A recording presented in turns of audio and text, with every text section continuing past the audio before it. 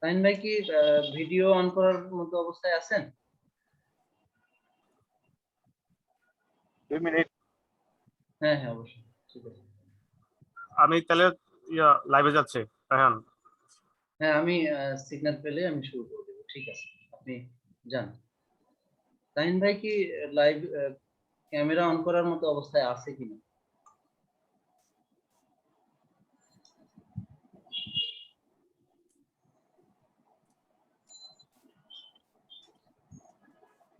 ওই পাশে অন্যান্য অবস্থা।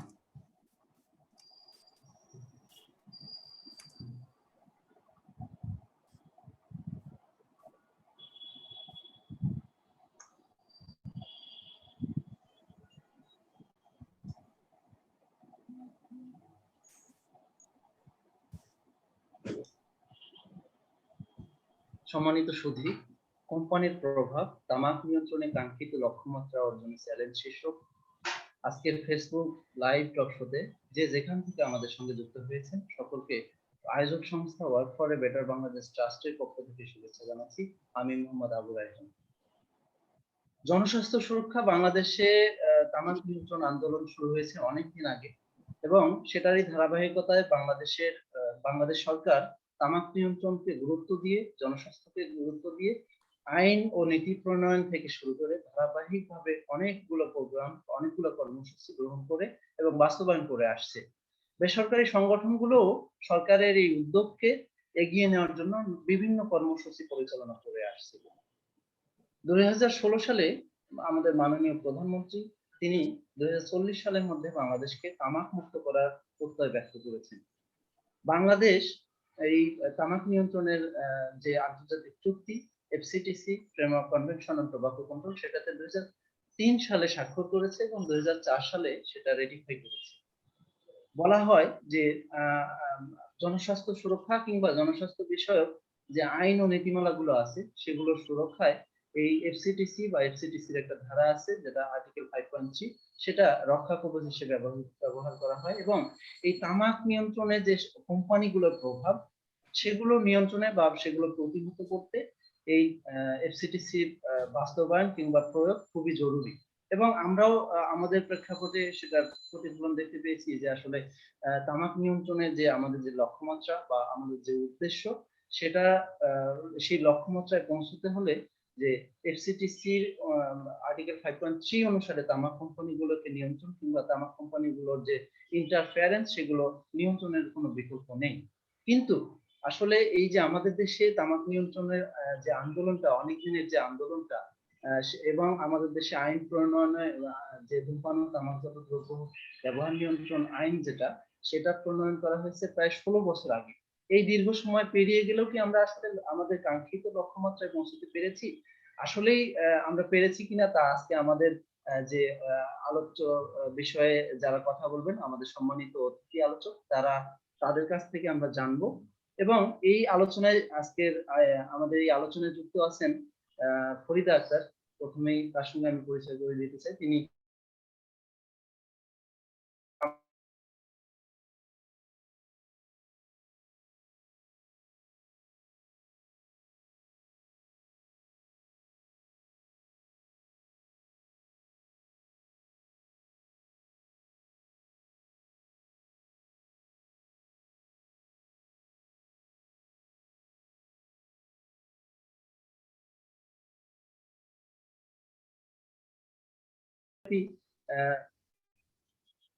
সারা বিশ্বব্যাপী যে করোনা একটা মহামারী চলছে, তো বাংলাদেশেও আসলে এর বাইরে নয় এবং ব্যতিক্রম নয়। বাংলাদেশেও করোনা মহামারী অনেকটা এখন বেশি প্রকোপ আমরা লক্ষ্য করছি। এবং বিগত দিনে যখন কঠোর লকডাউন চলেছিল, সেই সময়েও যখন আমাদের নিত্য প্রয়োজনীয় জিনিসগুলো উৎপাদন, বিপণন এবং বাজারজাতকরণ বন্ধ ছিল, সেই সময়েও আমরা দেখেছি যে তামাক কোম্পানির পণ্য উৎপাদন, বিপণন কিংবা বিজ্ঞাপন এবং প্রচারণা বন্ধ ছিল না, থেমেছিল না। এটা আসলে কিভাবে সম্ভব হলো? আসলে এখানে কোনো কলকাঠি নাড়ছে কিনা কেউ, আপনার কাছে জানতে চাই। ধন্যবাদ রায়হান, চমৎকার একটি প্রশ্ন আপনি করেছেন এবং আজকের যে বিষয়টি, সার্বিক বিষয়টি আসলে অত্যন্ত গুরুত্বপূর্ণ। কারণ আপনি ইতিমধ্যেই উল্লেখ করেছেন যে আমাদের দেশে আইন প্রণীত হয়ে গেছে 16 বছর আগে।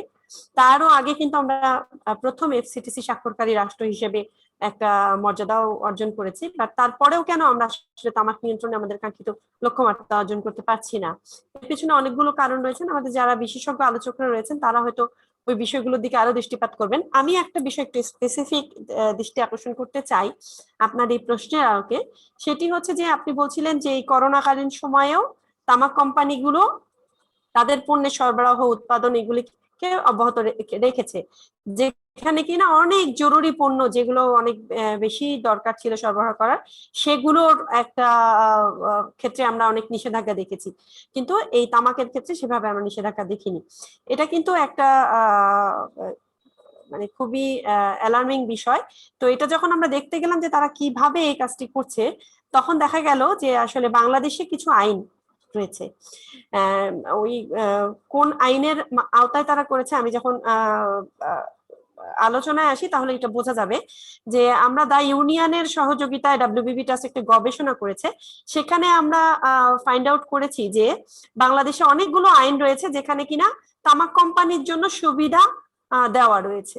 আলটিমেটলি আমরা হয়তো যারা তামাক নিয়ন্ত্রণে কাজ করছি, তামাক নিয়ন্ত্রণ আইনটাকে নিয়ে আমরা বেশি কাজ করছি হয়তো, কিন্তু অন্য অন্য আইন যেগুলো রয়েছে সেগুলোকেও আসলে দীর্ঘদিনের পুরনো এই আইনগুলোকে আসলে একটু যুগোপযোগী করাটা খুবই জরুরি। যেমন আইনের কথা যদি এখানে উল্লেখ করি, একটা এসেনশিয়াল কমোডিটি অ্যাক্ট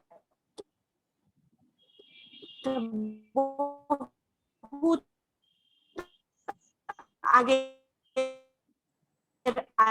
আইন 1956 সালের আইন, সে আইনে যে নিত্য প্রয়োজনীয় আমরা যখন সেখানে বলা হয়েছে যে রাষ্ট্রপতির বাড়ির সদস্য বা অতিথি যারা রয়েছে তাদের জন্য যখন সিগারেট এগুলি সরবরাহ করা হবে সেটার উপরে কোনো আবগারি শুল্ক আদায় করা হবে না, এটা একটা সুবিধা দেওয়া হয়ে গেল। আবার দেখলাম যে আমরা ওখানে কাস্টমস অ্যাক্ট আছে 1969 সালের, সেখানে দেখলাম বলা আছে যে সমুদ্রে যে এই জাহাজগুলো যাবে সেই জাহাজের নাবিকদের ভোগের জন্য কিছু তামাক দেওয়া হবে, সেই তামাকেও তামাক পণ্য সিগারেটের ক্ষেত্রেও ছাড় দেওয়া হলো। এরপরে আমরা যখন আরো খুঁজে দেখতে গেলাম যে কি আছে, শুধুমাত্র এগুলো তো আমাদের পুরনো আইন, অনেক পুরনো আইন, তারপরে দেখলাম নতুন কিছু আইনও এসেছে যেগুলো কিনা আমাদের অনেক তামাক নিয়ন্ত্রণ আইনের পরে হয়েছে। আমরা তো 2005 সালে আইনটি পেয়েছি, তার মধ্যে অনেক আইন রয়েছে যেগুলো মানে তামাক নিয়ন্ত্রণ আইন প্রণয়নের পরে হয়েছে। এর মধ্যে একটি আমরা যদি বলি বাংলাদেশ রপ্তানি প্রক্রিয়াজাতকরণ অঞ্চল কর্তৃপক্ষ আইন। এই যে তামাক কোম্পানিগুলো আসলে সবসময় ছিদ্র খোঁজে যে আসলে কোন আইনের সুযোগটা তারা নিতে পারে, এই যে রপ্তানি প্রক্রিয়াজাতকরণ অঞ্চল আইন, এখানে এই আইনটার সুবিধা নিয়ে জাতীয় রাজস্ব বোর্ড থেকে তারা তামাক পণ্যের রপ্তানির উপরে একটা ছাড় নিয়ে নিয়েছে। এরপরে আমরা দেখলাম যে শ্রম আইন, এটা 2006 সালের শ্রম আইন, সেখানে আমরা দেখলাম শ্রম আইনে তারা যে একটা বিধান রয়েছে যে প্রত্যেক দোকান বা বাণিজ্য প্রতিষ্ঠানগুলো সপ্তাহে 1.5 দিন অবশ্যই বন্ধ থাকতে হবে, এটা আসলে শ্রমিকের অধিকারের ব্যাপারও। কিন্তু দেখা গেল কিছু দোকানের ক্ষেত্রে এখানে ছাড় দেওয়া হয়েছে, সেই কিছু দোকানের মধ্যে পান সিগারেট বিড়ির দোকান রয়েছে, মানে এই সরবরাহ যাতে অব্যাহত থাকে, এটা থেকে মানুষ যাতে কোনোভাবে বের হয়ে আসতে না পারে। আবার দেখলাম যে ওই আইনেই বলা আছে যে ট্রেড ইউনিয়ন যখন গঠন করা হবে, এই ট্রেড ইউনিয়নের ক্ষেত্রে একটা বিধান রয়েছে যে 20 জন শ্রমিক যেখানে রয়েছে যে কর্ম এলাকার মধ্যে, সেখানে তার একটা শ্রমিক পুঞ্জ বলা হবে এবং এখানে সে একটা ট্রেড ইউনিয়নে একটা ইয়া করতে পারবে। কিন্তু আমরা দেখলাম যে শ্রমিক পুঞ্জের জায়গাটাতে তামাক কোম্পানিকে ছাড় দেওয়া হয়েছে, তখন বলা হয়েছে তার জন্য 20 জন শ্রমিক লাগবে না, তার জন্য কম শ্রমিক হইলেও সে এই কাজগুলো করতে পারবে। এটা তো গেলাম মানে এই আইনগুলো। সম্প্রতিকালে 2018 সালে যে কৃষি বিপণন আইন হয়েছে, এটা অত্যন্ত আসলে আমাদের জন্য খুবই দুঃখজনক যে এই আইনটাতেও 4টি অর্থকরী ফসলের মধ্যে তামাককে একটি অর্থকরী ফসল হিসেবে চিহ্নিত করা হয়েছে। ইভেন আমরা দেখেছি যে ইনভেস্টমেন্ট কর্পোরেশন অ্যাক্ট, সেই আইনটারও তারা একটা ফ্যাসিলিটি নিচ্ছে। এই আইনটাতে বলা হচ্ছে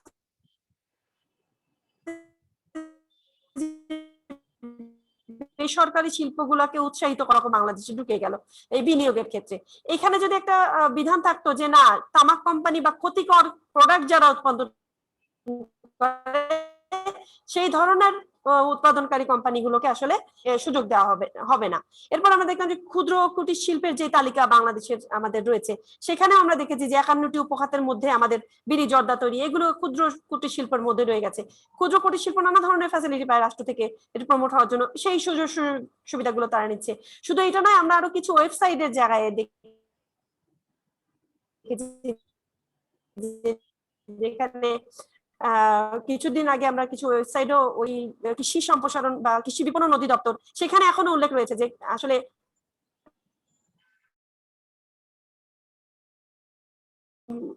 অধিদপ্তর কাজ করছে, সেখানে কিভাবে এই মুহূর্তে কি অবস্থায় রয়েছে সেখানে কিন্তু দেখানো হয়েছে যে কৃষি সম্প্রসারণে সেখানে দেখানো হয়েছে যে বর্তমানে যে 8টি উইং এর সমন্বয়ে কৃষি সম্প্রসারণ অধিদপ্তর কাজ করছে, তার মধ্যে তামাক উন্নয়ন বোর্ডও আছে। মানে প্রিভিয়াস টাইমে এই 8টি জিনিসকে মানে একত্রীভূত করে আসলে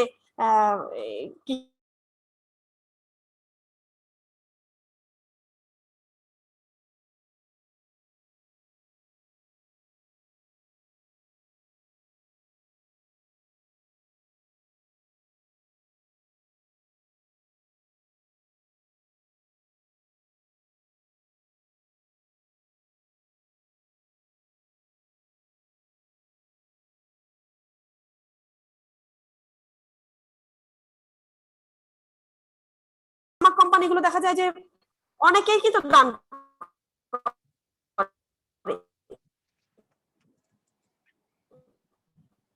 তাদের কথাগুলো সেভাবে আসে না। তার মানে এই যে আইন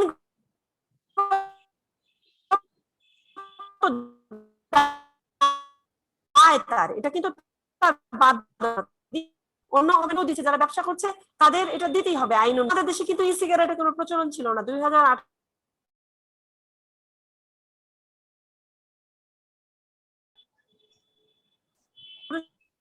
সালে অর্থ আইন দিয়ে আমাদের দেশে ই সিগারেট নিয়ে জিনিস এসেই কিন্তু তামাককে আবার অর্থকরী ফসল হিসেবে দেখা হচ্ছে। এই যে এতগুলো আইনের কথা, এতগুলো বিষয়ের কথা আমি এই জন্য তুললাম যে আলটিমেটলি আমরা যারা তামাক নিয়ন্ত্রণে কাজ করি তারা সবসময় আমাদের ফোকাসটা থাকে যে তামাক নিয়ন্ত্রণ আইনটাকে শক্তিশালী করা, তামাক নিয়ন্ত্রণ আইনটা বাস্তবায়নে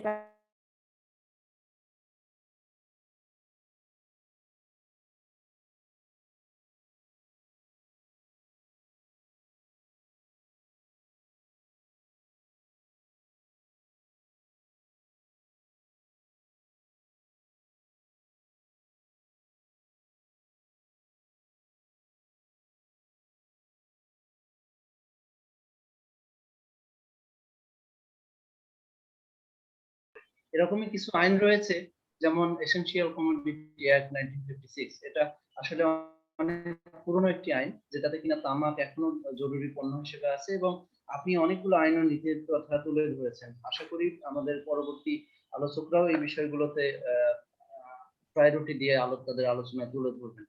আমি এই পর্যায়ে যেতে চাই জনাব ইকবাল মাসুদের কাছে, যে ভাইয়া আপনার কাছে জানতে চাইবো যে আসলে এই যে তামাক বিরোধী সংস্থাগুলোর তামাক যে কার্যক্রম, বিশেষত সেটা প্রস্তাবিত বাজেট উপস্থাপন করা হয়েছে এবং সেটা চূড়ান্ত হওয়ার পর্যায়ে রয়েছে। আসলে তামাকের কর বৃদ্ধিতে আমাদের দীর্ঘদিনের দাবি, অনেকগুলো দাবি ছিল, যেগুলোর প্রস্তাবনা আকারে আমরা এনবিআর সহ সংশ্লিষ্ট জায়গাগুলোতে আমরা সেগুলো দাখিল করেছি। তারা আমাদের প্রস্তাবনা গ্রহণ করেছেন এবং আমাদেরকে আশ্বস্তও করেন বরাবরই যে আসলে তারা আমাদের কথা শুনবেন, আমাদের দাবি দাওয়াগুলো মেনে নিবেন। কিন্তু আসলে দেখা যাচ্ছে যে আসলে বাজেট পাস হওয়ার পর আমরা সেটার প্রতিফলন দেখতে পাই না। আপনার কি মনে হয় যে তামাকের কর বৃদ্ধি, এই যে আমাদের দাবি দেওয়া, সেটা আসলে কেন আমাদের প্রস্তাবগুলো সেভাবে গ্রহণ করা হচ্ছে না বা আমরা প্রতিফলন দেখতে পাচ্ছি না? আসলে এক্ষেত্রে এনবিআর কিংবা অর্থ মন্ত্রণালয় সহ যারা দায়িত্বপ্রাপ্ত তাদের কতটা দায় রয়েছে বলে আপনি মনে করেন? ধন্যবাদ রাহান আপনাকে, এবং পাশাপাশি ডাব্লিউবি ট্রাস্টে ধন্যবাদ জানাই এটা চমৎকার আয়োজনের জন্য। আপনার প্রশ্নটি খুবই ট্রিকি আমরা মনে করি, কারণ এটা প্রায়শই আমরা নিজেরাও আলোচনা করি। আমরা যদি আমাদের অভিজ্ঞতার কথা দেখি, গত 10-12 বছর ধরে একটানা কিন্তু আমরা ট্যাক্স পলিসি এবং কর বৃদ্ধির জন্য জানিয়ে আসছি। যখন এফসিডিসি হয়েছে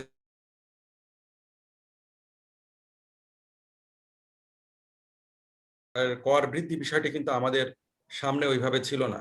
আগে তখন আমরা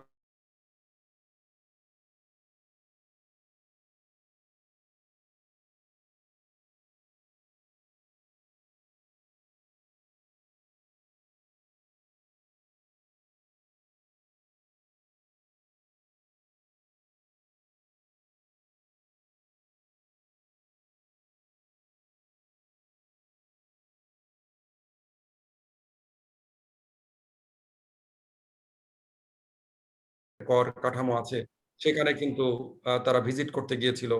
যা হোক, সেটাই কিন্তু আমাদের আলোর মুখ দেখেনি। এখন কথা হচ্ছে যে তামাকের কর বৃদ্ধি বিষয়টা কিন্তু বারবারই আমরা খুব জোরে সোরে উচ্চারণ করি। উচ্চারণ করা অত্যন্ত গুরুত্বপূর্ণ, কারণ আপনারা জানেন যে এফসিটিসি তো আছেই, সেই এফসিটিসির আলোকে আবার WHO যে এম্পাওয়ার প্যাকেজটা করেছে, সেই এম্পাওয়ার প্যাকেজের মধ্যে 6টি ইস্যুর মধ্যে কিন্তু তামাকের কর বৃদ্ধি কিন্তু একটা গুরুত্বপূর্ণ ইস্যু। এবং সত্যিকার অর্থে যদি আমরা তামাককে নিয়ন্ত্রণ করতে চাই, তাহলে কিন্তু কম্প্রিহেন্সিভ এফোর্ট দিতে হবে। তো তামাকের কর বৃদ্ধি ছাড়া আমাদের কোনো মানে বিকল্প কোনো পথ নেই। অন্যান্য কাজগুলোর সাথে সাথে তামাকের কর বৃদ্ধি করতে হবে। আরো একটা যৌক্তিকতা হচ্ছে যে বাংলাদেশের এখনো পর্যন্ত তামাক পণ্য আমাদের আশেপাশের রাষ্ট্রগুলোর চাইতে অনেক কম মূল্যে পাওয়া যায়। আমাদের যে ধোঁয়াবিহীন তামাক যেগুলো আছে, জর্দা, গুল, খৈনি, সিগারেট, ধূমপান যেগুলো আছে যুক্ত, যেগুলো আছে সিগারেট, বিড়ি, সেগুলো কিন্তু অত্যন্ত কম মূল্য। ইভেন ইন্ডিয়া, নেপাল, শ্রীলঙ্কা চাইতেও কিন্তু আমাদের দেশে মানে সিগারেটের দাম অনেক কম। তো সেদিক থেকে আমাদের দাবি একটা যৌক্তিক দাবি বলে আমরা মনে করি, যদি তামাক নিয়ন্ত্রণ করতে চাই। মাননীয় প্রধানমন্ত্রী উনি প্রত্যয় ব্যক্ত করেছেন 2040 সাল নাগাদ বাংলাদেশকে তামাক মুক্ত করবেন। তার জন্য সরকারের যেমন কাজ করার উদ্যোগ গ্রহণ করেছেন, ঠিক তেমনি ভাবে আমরাও কিন্তু কাজ করে যাচ্ছি। এখন প্রশ্নটা আসি যে কেন আমরা মানে আমাদের লক্ষিত জায়গায় আমরা পৌঁছাতে পারছি না। আমরা এর আগে দেখেছি যে তামাক কোম্পানিগুলো এনবিআর কে তারা কিভাবে কর বৃদ্ধি করা যায় তার প্রেসক্রিপশন দিত, এনবিআর কে সাহায্য করতো, তারা বলতো সাহায্য করতো। বেসিক্যালি তারা কিন্তু এনবিআর কে মানে তামাকের কর কাঠামোর ব্যাপারে প্রস্তাবনাগুলো তৈরি করে দিত। আমরা আরো দেখেছি যে এই সময় তারা এমপিদের কাছ থেকে ডিও লেটার সংগ্রহ করে পার্লামেন্টে দিত, অর্থমন্ত্রীর কাছে দিত, যাতে অন্য অন্য এমপিরা মানে সম্পৃক্ত থাকে এবং আইন মানে অর্থ মন্ত্রণালয় বা পার্লামেন্টে যাতে তামাকের কর, বাজেটে তামাকের কর যথেষ্ট না বাড়ানো হয়, এই বিষয়টাকে কিন্তু সামনে আনা হতো। তো এখানে দুইটা বিষয় এখানে কিন্তু সুস্পষ্ট। একটি বিষয় তামাক নিয়ন্ত্রণের ক্ষেত্রে সরকারের উদ্যোগ, যেটা খুব ভিজিবল, স্বাস্থ্য মন্ত্রণালয় যে উদ্যোগটা নিচ্ছে। আবার ঠিক তেমনি ভাবে তামাকের কর বৃদ্ধি না করার জন্যও সরকারের একটি অংশ অত্যন্ত তৎপর। যেমন আমরা দেখি যে অর্থ মন্ত্রণালয়, আমরা এর আগের অর্থ মন্ত্রণালয় মন্ত্রীর কাছে তামাক কোম্পানির পক্ষ থেকে চিঠি দেখেছি যে তারা চিঠি লিখেছে, যৌক্তিকতা তুলে ধরেছে। এনবিআর কে তারা প্রেসার ক্রিয়েট করে বিভিন্নভাবে, এবং তাদের এই সুযোগগুলো তৈরি হয়েছে প্রথমত আমাদের একটা মাইন্ড সেট আপ। মানুষের মস্তিষ্কে যেটা একবার রেকর্ড হয়ে যায় সেটা দূর করা খুব দুরূহ ব্যাপার। আমাদের বলা হয় যে গরিব মানুষ সিগারেট খায়, দাম বাড়ায় কি লাভ, অনেক জিনিসের তো দাম বাড়ায় কোনো লাভ নেই। এই যে মাইন্ড সেট আপটা কিন্তু তামাক কোম্পানি আমাদের মস্তিষ্কের মধ্যে বসিয়ে দিয়েছে। আমাদের পলিসি মেকারদের একটা অংশ তাদের প্রতি সহমর্মী, কারণ তারা ইলেকশনের সময় তারা সিগারেট বিতরণ করে, এবং আপনারা জানেন যে ক্যাম্পগুলো করা হয়, সেখানে চা এবং সিগারেট তাদের বিতরণের একটা অন্যতম মানে বস্তু, যে তারা ভোটারদেরকে আকৃষ্ট করার জন্য। এবং তারা মনে করে যে গরিব মানুষ বিড়ি খায়, এর বিরুদ্ধে কথা বললে মনে হয় তাদের জনপ্রিয়তা কমে যাবে। আরেকটি বিষয় আছে যে কর বৃদ্ধি করলে, যদি তামাকের কর বৃদ্ধি করা হয় তাহলে হয়তোবা রাজস্ব কমে যাবে। এই জন্যে মানে ইন জেনারেল, ইন প্রিন্সিপালি কিন্তু অনেক পলিসি মেকারদের কাছে সঠিক তথ্য কিন্তু নাই। কিন্তু আমি মনে করি যে এনবিআর অত্যন্ত ধুরন্ধর, যারা এই ডেস্কগুলোতে কাজ করে, তারা এগুলো সব জানে যে ট্যাক্স বাড়ালে সরকারের রেভিনিউ কমবে না। এবং কিন্তু তারা কিসের স্বার্থে, তাদের ব্যক্তিগত স্বার্থ নিশ্চয়ই আছে, না হলে তারা জাতীয় স্বার্থকে কেন উপেক্ষা করবে। তো সেই জায়গাগুলোতে আমাদের দেখা দরকার যে এনবিআর কেন তৎপর হয় না, অর্থ মন্ত্রণালয় কেন তৎপর হয় না। এটা কোনো এক্সকিউজ হতে পারে না যে গরিব মানুষ সিগারেট খায়, গরিব মানুষ তামাক খায়, তাদের বিকল্প নাই। সিগারেট খেলে দাম বাড়লে ড্রাগস নিবে, এইসবগুলো আসলে যথেষ্ট যৌক্তিক না আমি মনে করি। তো সেই দিক থেকে আমরা মনে করি যে সরকারের সুনির্দিষ্টভাবে এগিয়ে যাওয়া উচিত এবং শক্ত অবস্থান গ্রহণ করা উচিত। জি, ধন্যবাদ ভাই। আপনি আসলে সমস্যাটা কোন জায়গায় এবং উত্তরণে কি করণীয় সেগুলো সুন্দরভাবে তুলে ধরেছেন। আমরাও চাই যে আসলে জনস্বাস্থ্যকে গুরুত্ব দিয়ে মানুষের কথা চিন্তা করে তামাক কোম্পানির পক্ষে নয়, জনগণ এবং রাষ্ট্রের কল্যাণে তারাও তৎপর হবে এবং তামাকের কর বাড়িয়ে যে তামাক সেবন থেকে মানুষকে বিরত রাখা যায় এটা আন্তর্জাতিকভাবে প্রমাণিত। আমরা আশা করব যে আসলে আমাদের যে দাবি দাওয়াগুলো আগামী বাজেটে সেগুলো অর্থ মন্ত্রণালয়, জাতীয় রাজস্ব বোর্ড সহ সংশ্লিষ্ট যারাই আছে তারা বিষয়গুলো আমাদের বাস্তবায়নে পদক্ষেপ গ্রহণ করবে। আমরা এ পর্যায়ে ফরিদা আপার কাছে যাব। ফরিদা আপার দীর্ঘদিনের অভিজ্ঞতা তামাক নিয়ন্ত্রণ কাজে তিনি অনেকদিন থেকে কাজ করছেন, বিশেষত উবিনিক এবং তাবিনাস, ধোঁয়াবিহীন তামাক এবং সামগ্রিক তামাক নিয়ন্ত্রণেই সবাই কাজ করছে, তবে স্পেসিফিকলি যে ধোঁয়াবিহীন তামাক নিয়ে উবিনিক এবং তাবিনাস দীর্ঘদিন থেকে কাজ করছে। আপা, এই যে আপনার কাছে জানতে চাইবো যে আসলে আমাদের দেশে তো একটা হলো যে সরকার জনস্বাস্থ্যের কথা চিন্তা করে তামাক পণ্যকে নিরুৎসাহিত করছে কিংবা তামাক নিয়ন্ত্রণে কাজ করছে, আবার দেখা যাচ্ছে যে এই কোম্পানিগুলোকেই সরকারিভাবে রাষ্ট্রীয় বিভিন্ন পুরস্কার প্রদান করা হচ্ছে। আবার আরেকটা বিষয় আছে যে সরকারেরই একটা ছোট অ্যামাউন্টের একটা শেয়ার আছে তামাক কোম্পানি। আসলে বিষয়গুলো নীতিগত সিদ্ধান্তে কোনো প্রভাব ফেলে কিনা, আপনি বিষয়টাকে কিভাবে দেখেন? অনেক ধন্যবাদ রায়হান। অন্যদের মতোই বলবো যে খুব গুরুত্বপূর্ণ একটা বিষয় নিয়ে কথা বলছি আজকে আমরা সবাই। অনন্যা এবং ইকবাল মাসুদের কথা শোনার পর মানে বুঝতে পারছেন যে কি পরিমাণ তারা একেবারে প্রভাব বিস্তার করে রেখেছে পুরা মানে সরকারি একটা মানে মহলে, মানে যে কারণে আমরা এত সবাই যে আন্তরিকভাবে চেষ্টা করছি সেটাতে আমাদেরকে কাঙ্ক্ষিত লক্ষ্যে যেতে দিচ্ছে না। আমি আরো যেটা বলবো সেটা তো আরো দুঃখের কাহিনী, সেটা হলো যেমন ইকবাল মাসুদ বললেন যে গরিব মানুষ সিগারেট খায় তাই গরিব মানুষের জন্য তারা এতই মানে দুঃখ পাচ্ছেন যে তাদেরকে মানে ক্ষতিকর পণ্য খাইয়ে মানে তাদেরকে অসুস্থ করার জন্য সরকার যেন সাহায্য করতে চায়।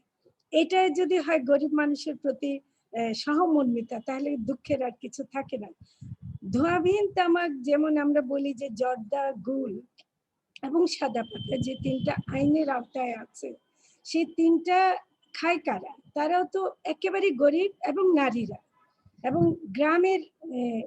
তারপর হলো যে আপনার শহরেও যেমন ইট ভাঙ্গা শ্রমিকরা, গার্মেন্টস শ্রমিকরা, সবাই শ্রমিকরা এগুলো খায়। তার মানে ওদেরকে খাওয়ানোর জন্য আমরা দিচ্ছি। এবং খুব লক্ষ্য করবেন যে সরকার যদিও রাজস্বের কথা বলে যে তামাকের মাধ্যমে অনেক রাজস্ব আসে, কিন্তু পুরস্কারটা পায় জর্দা কোম্পানির মালিক, মানে কোনো সিগারেট কোম্পানির মালিক কিন্তু পাচ্ছে না। তার মানে এটার যে কি পরিমাণ লাভজনক এবং কি পরিমাণ যে ব্যবসা তারা করতে পারছে। হাকিমপুরি জর্দা আপনি বাংলাদেশের যে কোনো জায়গায় যান আপনি সেটাকে পাবেন এবং সেখানে দেখবেন যে তাদের এটা এত বড় ব্যবসা যে প্রায় 40 কোটি টাকার মতো সে কর দেয় এবং সে নাকি ডেকে ডেকে দেয়, মানে এনবিআর কে তার কাছে যেতে হয় না, সে নিজে উদ্যোগী হয়ে দেয়।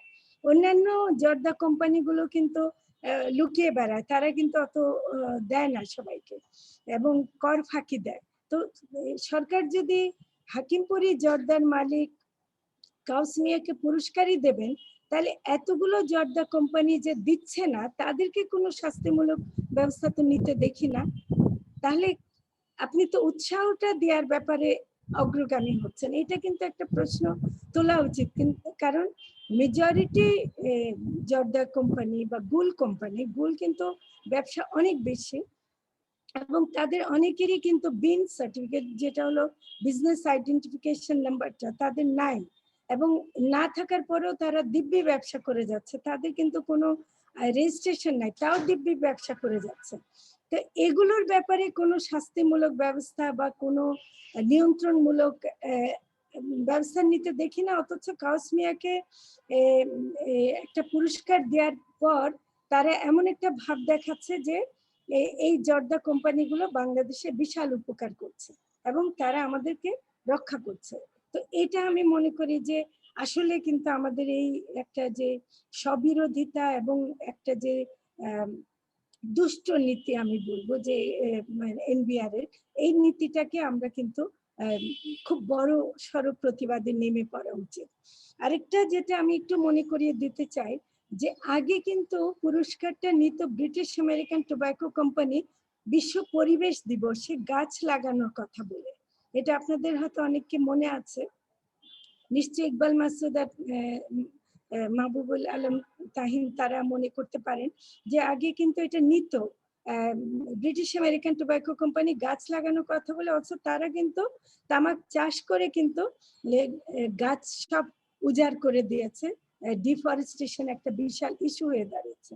আমি এই জন্য মানে জর্দাগুলের কথা বলার প্রেক্ষিত আমি কিন্তু একটু তামাক চাষের প্রসঙ্গটাও আনতে চাই, কারণ একদিকে যেমন জর্দাগুলের কোম্পানিগুলো প্রভাব বিস্তার করছেন নানা রকম ভাবে, তেমনি কিন্তু চাষের ক্ষেত্রে ব্রিটিশ আমেরিকান টোব্যাকো কোম্পানি এবং বর্তমানে জাপান টোব্যাকো ইন্টারন্যাশনাল, যেটা আগে আকিজের ইয়ে ছিল, তারা কিন্তু বিশাল প্রভাব বিস্তার করছে যে এমনকি পাতার দাম নির্ধারণ কৃষকরা নিজেরা করতে পারে না, এবং এই যে দাম নির্ধারণের যে সরকারি একটা কমিটি থাকার কথা সেটাকে টোটালি নিষ্ক্রিয় রেখে কোম্পানি নিজের মতো করে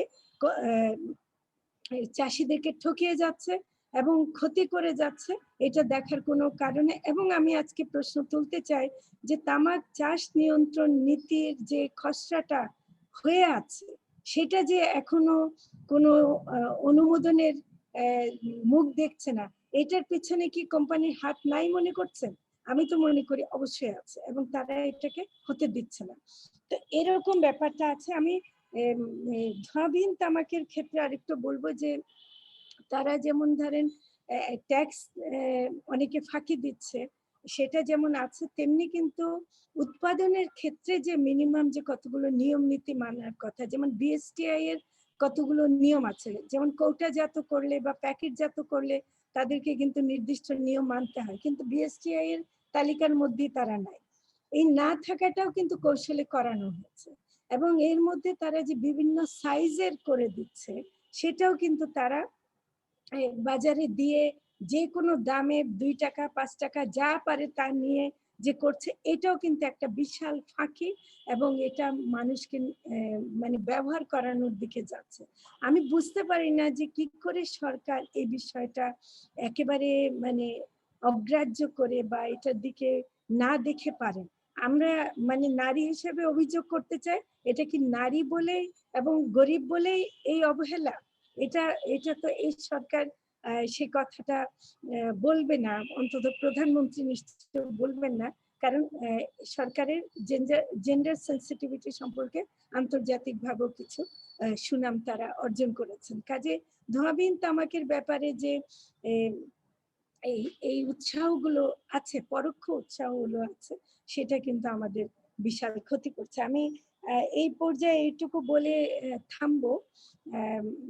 আমি মনে করি যে আসলে এটা আমাদের আরো বেশি জোরে সোরে আন্দোলন করা উচিত।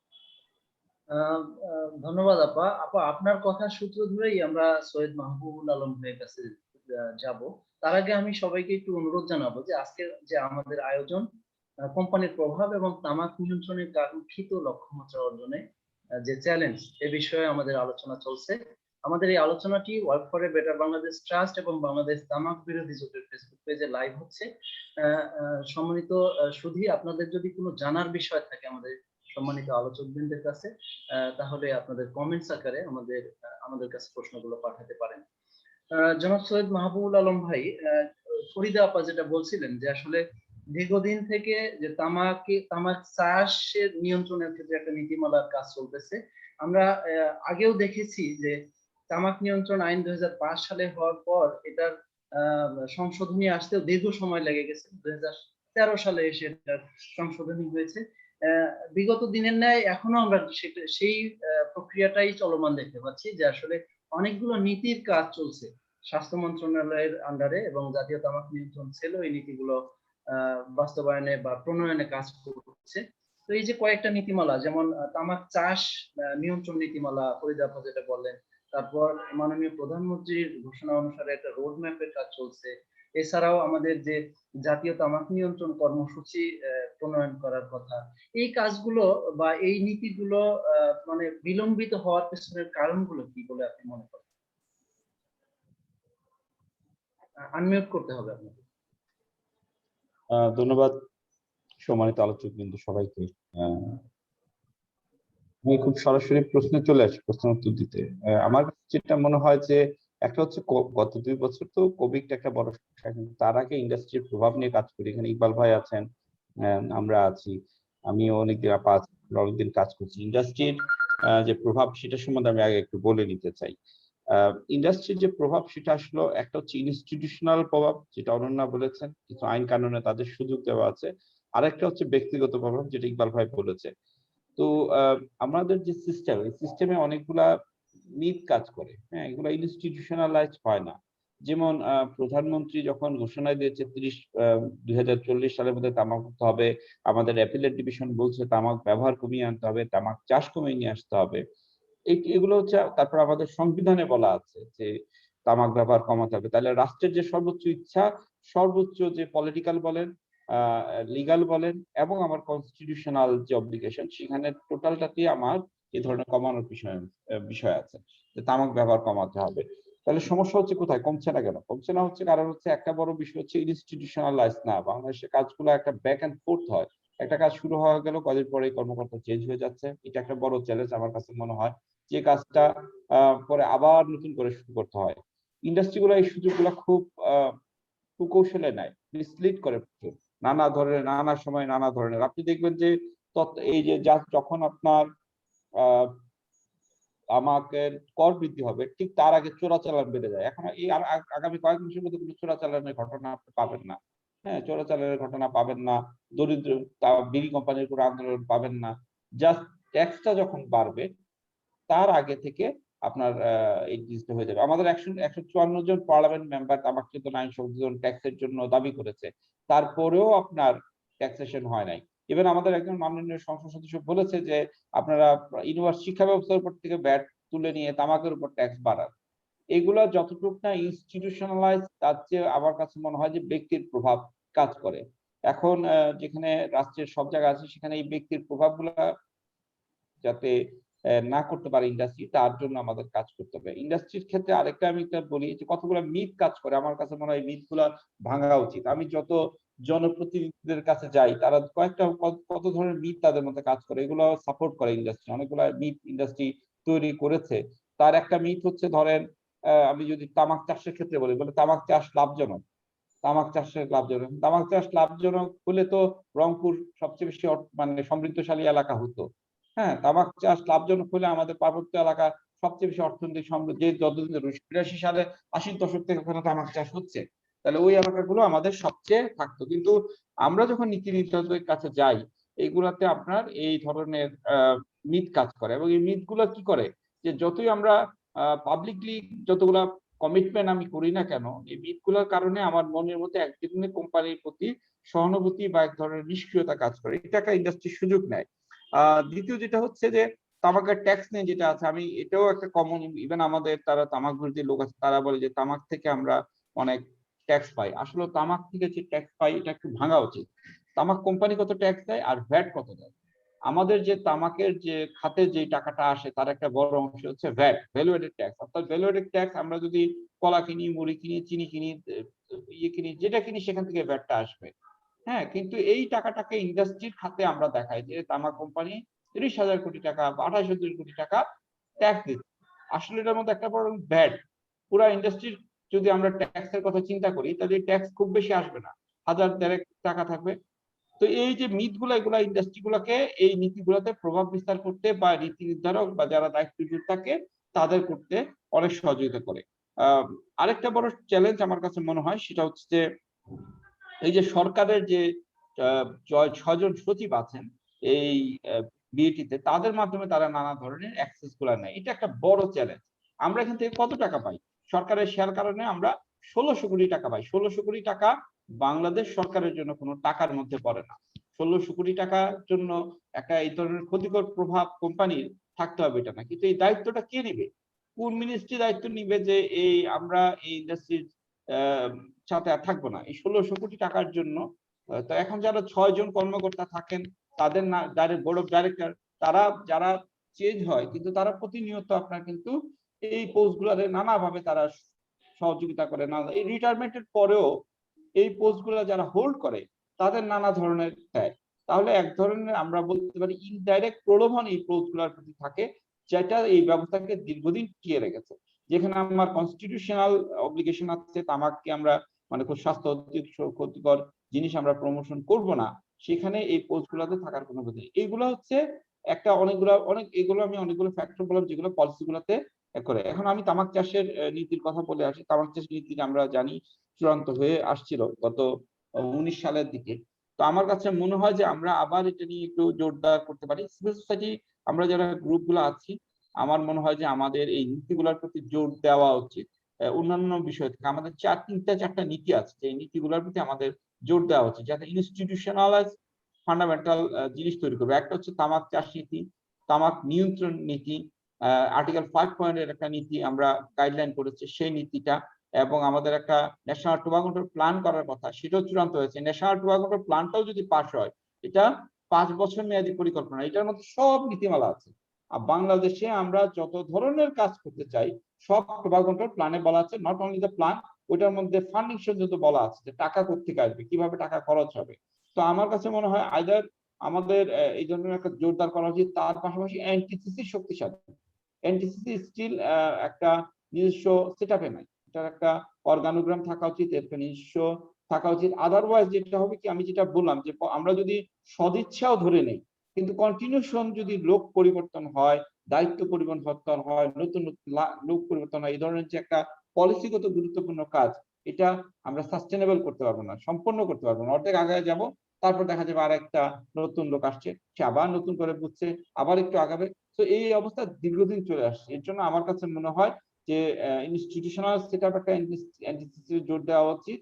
তারপরে তামাক যে নিয়ন্ত্রণ পরিকল্পনা করা হচ্ছে 5 বছর মেয়াদী, সেটাকে আপনার পরিকল্পনাটাকে জোর করে পাস করানো উচিত, এবং ওই পরিকল্পনাটা ইটসেলফ এ রেগুলেটরি মেকানিজম। ওইটাতে ডেডলাইন বলা আছে যে কখন কোথায় কাজ হবে, না হলে তো জব দিতে করতে হবে। 2 টায়ার্স আপনার জব দিতে আছে, এখানে একটা ম্যানেজমেন্ট কমিটি আছে, তারপর আমাদের স্বাস্থ্য মন্ত্রণালয় আছে, মাননীয় প্রধানমন্ত্রী আছে, নানা টিয়ারে তাকে জবাবদিহি করতে হবে যে কেন এটা করে নাই। তো আমরা এখন যে আন্দোলনগুলো করছি, কাজগুলো করছি, এটা হচ্ছে বিক্ষিপ্ত। তো আমার কাছে মনে হয় এখন অনেকদিন সময় হচ্ছে, আমাদের অনেক অর্জন আছে, আমাদের এখন চলে আসা উচিত একটা সেটআপে, পার্মানেন্ট সেটআপে। একটা হচ্ছে আমাদের এই ধরনের পলিসি পাস করা, যেটা আমি বললাম ন্যাশনাল টোবাকো কন্ট্রোল প্ল্যান, যেটার মধ্যে সব কাজগুলো চলে আসবে, এটা পাস করলে। সেকেন্ড হচ্ছে এনটিসিসি শক্তিশালী করা। তো এই দুইটা কাজ হয়তো অনেকটুকু আমাদের সুরক্ষা কবচ দিবে ইন্ডাস্ট্রির প্রভাব থেকে, যাতে আমরা মুক্ত হতে পারি। পাশাপাশি গাইডলাইন অবশ্যই এগুলো পাস করতে হবে। তবে সিভিল সোসাইটির বয়স যেটা আছে সেটা সবসময় জোরদার করতে হবে। করোনার কারণে আমরা নানা কারণে এই তৎপরতা আমাদের কমে গেছে, কিন্তু আমাদের কতগুলো জায়গায় ইউনিফাইড ভাবে মানে এক হয়েছে কথা বলতে হবে যে আমরা এই জিনিসগুলো অবিলম্বে চাই। ধন্যবাদ। ধন্যবাদ সৈয়দ মাহবুবুল আলম তাহিন ভাই, আপনার সুনির্দিষ্ট পয়েন্টে এবং সেই সমস্যাগুলো উত্তরণে করণীয় কি সেটাও তুলে ধরেছেন। আমরা আশা করব যে আসলে সরকার এই বিষয়গুলোতে গুরুত্ব দিবে আগামী দিনে। আপনার কথার সূত্র ধরে আমি সৈয়দ অনন্যা রহমান আপনার কাছে যেতে চাই যে আসলে এই যে তাহিন ভাই বলতেছিলেন যে আসলে অনেকগুলো ক্লু আছে যেগুলোর কারণে আসলে আমাদের এই তামাক নিয়ন্ত্রণের যে কাঙ্ক্ষিত লক্ষ্যমাত্রা সেটা অর্জন করতে পারছি না, এবং আমাদের যে চলমান নীতি প্রণয়নের কাজগুলো আছে সেগুলো বিলম্বিত হচ্ছে। তো আসলে কি তামাক কোম্পানির প্রভাব শুধু বাংলাদেশেই নাকি আন্তর্জাতিক পর্যায়েও এ ধরনের কোনো পরিস্থিতি আছে? মানে আপনি যদি সেটা তুলে ধরেন। ধন্যবাদ রায়হান। আসলে এটা একটা ভাইটাল কোশ্চেন।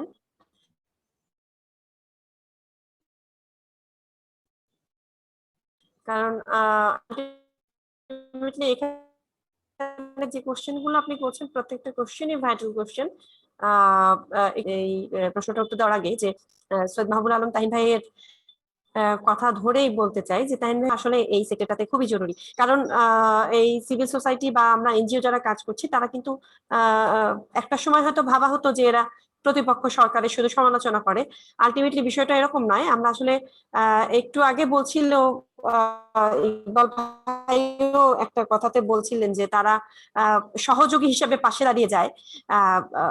অনেক সময় দেখা যায় এনবিআর এর একটা ড্রাফট করে দিচ্ছে বা বিভিন্ন কাজ করে দিচ্ছে, এটা কিন্তু আসলে সহযোগিতা নয়, এটা আসলে তার মধ্যে একটা উদ্দেশ্য নিহিত থাকে।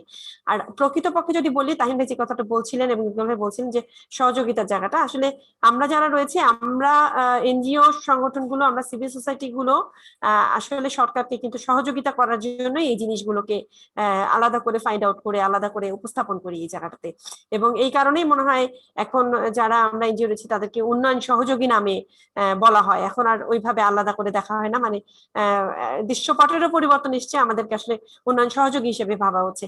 এবার আপনার প্রশ্নের জায়গাটাতে যাই, যেটা আপনি বলছিলেন যে আন্তর্জাতিক ভাবেও এই ধরনের কাজ ইন্ডাস্ট্রি করে কিনা। আমার গত কিছুদিন আগে আমরা এনটিসিসি একটা পাবলিকেশন করেছে, সেখানে এফসিটিসি আর্টিকেল 5.3 নিয়ে বিভিন্ন বিষয় তুলে ধরার একটা সুযোগ হয়েছে। আমারও একটা আর্টিকেল ওখানে গিয়েছিল, ইভেন আমি দেখছি আরো যারা কাজ করেন তাদেরও অনেক আর্টিকেল ওখানে রয়েছে। সেখানে আমরা এই বিষয়গুলো কিন্তু একটু ছোট করে তুলে ধরার চেষ্টা করেছি। যেমন এই যে ওই জায়গাটাতেই আবার আসি যে সহযোগী হয়ে দাঁড়িয়ে যায়। আমরা দা ইউনিয়নের একটা টুল কিটস দেখেছি, ইউনিয়ন এফসিটিসি 5.3 নিয়ে একটা টুল কিটস করেছে, সেই জায়গাগুলোতে কিন্তু সে উল্লেখ করেছে যে টুলকিটটার মধ্যে রয়েছে যে কোন কোন দেশে তামাক নিয়ন্ত্রণ সংক্রান্ত আইন বা তামাক নীতি খসড়া প্রণয়নের সময় তামাক কোম্পানিগুলো থেকে সাহায্যের প্রস্তাব পাওয়া যায়। এটা কিন্তু শুধুমাত্র বাংলাদেশে পাওয়া যায় তা না, আন্তর্জাতিক ভাবেও এই জিনিসটা প্রচলিত। তারা সামনে এসে দাঁড়িয়ে যায়, আমরা সহযোগী হিসেবে থাকতে চাই, আমরা এই কাজটা করব। আলটিমেটলি এই সহযোগিতার পেছনে তাদের উদ্দেশ্য কি থাকে সেটা নিশ্চয় বলার অপেক্ষা রাখে না। সেছাড়াও এছাড়াও আমরা দেখেছি অন্য দেশের যে অভিজ্ঞতা, সেখানে বলা হয়েছে যে মন্ত্রণালয়ের যে সিনিয়র কর্মকর্তা যারা রয়েছে তারা মানে কোন কোন দেশে দেখা যায় যে মন্ত্রী এবং সেগুলোতে নির্দেশ প্রদান করেন, দেখা যায় আলাদা করে নির্দেশ প্রদান করেন, এবং পরে আবার খোঁজ নিয়ে দেখা যায় যে ওই সকল মন্ত্রণালয়ের যারা ঊর্ধ্বতন কর্মকর্তা বা মন্ত্রী মহোদয় ছিলেন তারা নিয়মিত তামাক কোম্পানির সাথে বৈঠকে মিলিত হন। এটা কিন্তু আলটিমেটলি আমি বলছি গবেষণার আলোকে, আমি কিন্তু বলছি যে এটাকে কাউকে দোষারোপ করার জন্য বিষয়টা তা না, বাস্তবতাটাই তাই। আন্তর্জাতিকে এটা ঘটছে এবং বাংলাদেশেও যে এটা ঘটেছে তার একটা প্রমাণ কিন্তু আমরা আমাদের যে তামাক নিয়ন্ত্রণ আইনটা যেটি হয়েছে 2019 সালেই আমরা দেখেছি যে আমাদের বাংলাদেশেও এটা হয়েছে। তামাক নিয়ন্ত্রণ আইনটার যে প্যাকেট ওয়ার্নিংটা উপরে আসার কথা সেটা কেন নিচে আসলো, বিধিমালাটা প্রণীত হতে কেন দেরি হলো, এটা আমরা গণমাধ্যমেই দেখেছি। সেখানে একটা আইন মন্ত্রণালয়ের সচিবের একটা সম্পৃক্ততার তথ্য আমরা পেয়েছি। এছাড়াও আমরা দেখেছি যে আন্তর্জাতিকভাবে বিভিন্ন জায়গায় এটা একটা প্রচলিত হয়ে আছে যে তামাক কোম্পানিগুলো ভয় দেখানোর জন্য একটা মামলা করে দেয়, রাষ্ট্রের বিরুদ্ধে দেখা গেল একটা মামলা করে দিল, মানে হয়রানি একটা। যে ইভেন আরো একটা আমরা দেখেছি যে কিছুদিন আগে যে তথ্য দেখছিলাম যে আফ্রিকা মহাদেশে তারা যেটা করে সেটা হলো যে রাজনীতিবিদ সরকারি কর্মকর্তাদের ঘুষ দেয়। বিএটি নামে উল্লেখ করা আছে যে তারা এদেরকে ঘুষ দেয় যাতে এই বাণিজ্যিক যে প্রতিদ্বন্দ্বিতা রয়েছে সেটাকে একটু চাপে রাখতে পারে, সেটা যাতে তারা প্রভাব বিস্তার করতে পারে।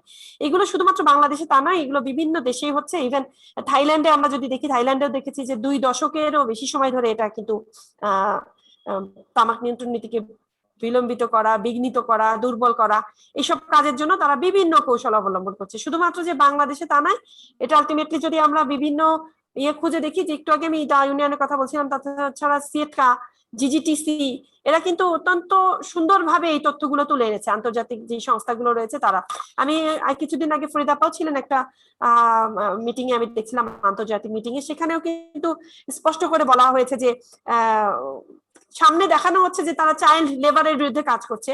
আলটিমেটলি কারা যে চাইল্ড লেবারটাকে এলিমিনেটিং করার জন্য কাজ করছে, খুঁজে দেখা গেল যে এদের কাছে চাইল্ড লেবার বেশি। এবং কারা আছে বোর্ডে, খুঁজে যে দেখা গেল ব্রিটিশ আমেরিকান টোবাকো, ফিলিপ মরিসের Marlboro tobacco, even Japan tobacco, তারপরে ইম্পেরিয়াল টোবাকো, এই ধরনের টোবাকো ইন্ডাস্ট্রি গুলো এই সংস্থাটার বোর্ডের মধ্যে রয়ে গেছে। শুধু এটা নয়, এরা বিভিন্ন নামে আসে, আসলে ফ্রন্ট গ্রুপ হিসাবে বিভিন্ন নামে চলে আসে। ইভেন আমি মিটিংটাতে শুনছিলাম যে তারা বলছিল যে এটা আসলে ফ্রন্ট গ্রুপ না, এটা আসলে টোবাকো কোম্পানি। ফ্রন্ট গ্রুপ তাদেরকে বলি যারা হয়তো ইয়ে হয় না, আসলে বোর্ডে দেখা গেল পুরোটাই এই টোবাকো কোম্পানি। এছাড়া আমরা দেখেছি যে ইউএসএ চেম্বার অফ কমার্স আছে, ইন্টারন্যাশনাল ট্যাক্স নিয়ে একটা ট্যাক্স এন্ড ইনভেস্টমেন্ট সেন্টার রয়েছে।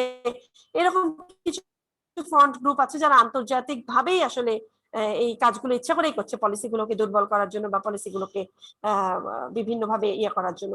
কিন্তু এইটার একটা প্রতিকারও আছে রায়হান, আমি যদি একটু উল্লেখ করার ইয়ে পাই, যেখানে যেমন অনেক দেশ কিন্তু তাদের দেশের আইনগুলোকে শক্তিশালী করেছে। যেমন একটু আগে তাহিন ভাই অনেকগুলো কথা বলছিলেন যে আমাদের যেই পলিসি যেগুলো আটকে রয়েছে সেগুলোকে আসলে করা দরকার এবং কয়েকটি বিষয় স্ট্রং করার কথা বলছিলেন। সেখানে আমি দুটো জায়গায় আসলে আমিও এমফাসিস দিতে চাই। একটা হলো এনটিসিসি কে স্ট্রেনথেন করা এবং বর্তমান যে তামাক নিয়ন্ত্রণ আইনটি রয়েছে সে আইনটিকে আসলে সংশোধন করে এই জায়গাগুলোকে অন্তর্ভুক্ত করা দরকার। যেমন নেপাল আইনে করেছে উচ্চপদস্থ কোনো সরকারি কর্মকর্তারা তামাক ইভেন যেতে পারবে না। একটু আগে তাই বলছিল যে অবসর গ্রহণ করার পরে প্রভাবশালীদেরকে নিয়ে ইন্ডাস্ট্রি তাদেরকে নিয়ে বসে রাখে যাতে সেই প্রভাবটা তারা ব্যবহার করতে পারে। সো নেপাল কিন্তু স্পেসিফিক ভাবে বলেছে যে তারা এই ধরনের কাজ করতে পারবে না এবং এই জন্য তারা সহায়তাও বরাদ্দ করেছে।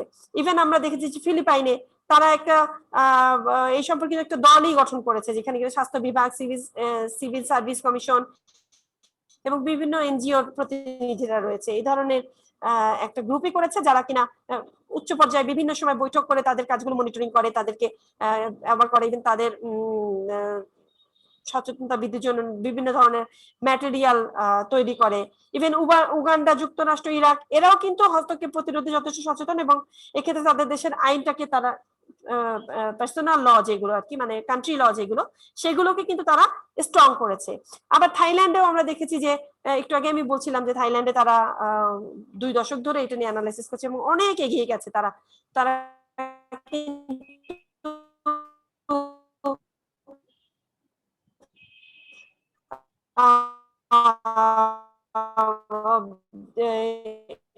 এদের সাথে ব্যবসা করার জন্য বা এই কাজগুলো করার এখানে বোর্ডে বা কোনো ধরনের উচ্চ পর্যায়ে সিদ্ধান্তের ক্ষেত্রে ইন্ডাস্ট্রি থাকতে পারবে না, এই ধরনের নানা ধরনের পদক্ষেপ কিন্তু বিভিন্ন রাষ্ট্র গ্রহণ করেছে। সো আমাদের যেটা এখন সবচেয়ে বেশি দরকার আমার কাছে মনে হয়, কারণে আমাদের যে কোড অফ কন্ডাক্ট একটা হওয়া দরকার, প্রত্যেকটা মন্ত্রণালয়ের আলাদা আলাদা করে কোড অফ কন্ডাক্ট হওয়া দরকার, যে তামাক কোম্পানির সাথে তাদের আলোচনা কিরকম হবে, তার স্বচ্ছতা, জবাবদিহিতা এবং এটা প্রকাশ্য হতে হবে, এই জায়গাটা একটা খুবই জরুরি দরকার। এর পাশাপাশি আমাদের যে একটা নির্দেশিকা থাকা দরকার, একটা সুনির্দিষ্ট গাইডলাইন এফসিটিসির আর্টিকেল 5.3 অনুযায়ী থাকা দরকার, যেখানে আসলে প্রত্যেকটা বিষয়, যেমন একটু আগে আমি বলছিলাম যে বিভিন্ন ধরনের উপহার গ্রহণ করতে পারবে না, বোর্ডে থাকতে পারবে না, এই ধরনের জায়গাগুলো থাকা দরকার, যাতে ওদেরকে আসলে কমিয়ে নিয়ে আসতে হবে। আর তাহলে এই যে আমরা যারা কাজ করছি, আমরা কিন্তু একটু আগে ইকবাল ভাই বলছিলেন যে শুরুর দিকে আমাদের কিন্তু শুধু সিগারেটের ক্ষতিকর দিকটাই মাথায় ছিল, আর কিছু ছিল না। এই যে দিনের পর দিন আমরা কাজ করতে করতে যে কিন্তু অনেক ডিপে যাচ্ছি, তখন কিন্তু আমরা বিভিন্ন জিনিসগুলোকে অ্যানালাইসিস করছি। একটা পর্যায়ে আস্তে আস্তে আমরা যখন দেখছি যে এখানে আসলে অবস্ট্রাগলটা কি, ওই করতে যে এখন যেমন আমরা দেখছি যে ইন্ডাস্ট্রি একটা বিশাল বড় অবস্ট্রাগল। সো হয়তো একটা সময় তাদের এই দেশের মানে এইভাবে তাদের প্রভাব খাটাতে হয় নাই, কারণ আমাদের নীতি টিতিগুলো এত বেশি সুরক্ষিত ছিল না, এত স্ট্রং আমাদের দেশে ভূমিকা নেওয়া হচ্ছিল না। সেই ক্ষেত্রে এখন হয়তো এটা একটু ছোট করে ওই আগের জায়গাটা একটু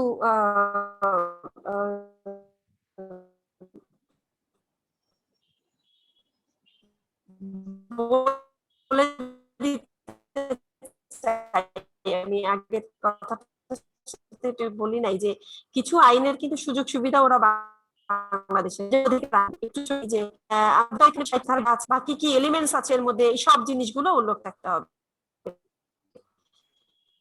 তামাক কোম্পানি কিন্তু এই 37 ধারা মানে না, অবশ্যই মূল্য তালিকা লটকাইয়া দিতে হইবে প্রদর্শিত জায়গায়। সেটাকে কিভাবে কি করে তারা, আমরা যেহেতু বিজ্ঞাপন নিষেধ করেছি, ওই আইনের ফাঁক ফোকর ধরে তারা ওইটা বের করেছে যে যেহেতু ভোক্তা অধিকার আইন আমরা খুব মেনে চলি, ভোক্তা অধিকার আইনে বলা আছে 38 ধারায় যে মূল্য তালিকা লটকায় দিতে হবে।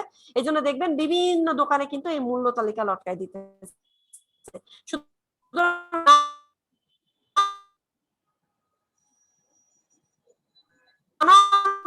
ধরনের কৌশল তারা বের করছে। এদেরকে যদি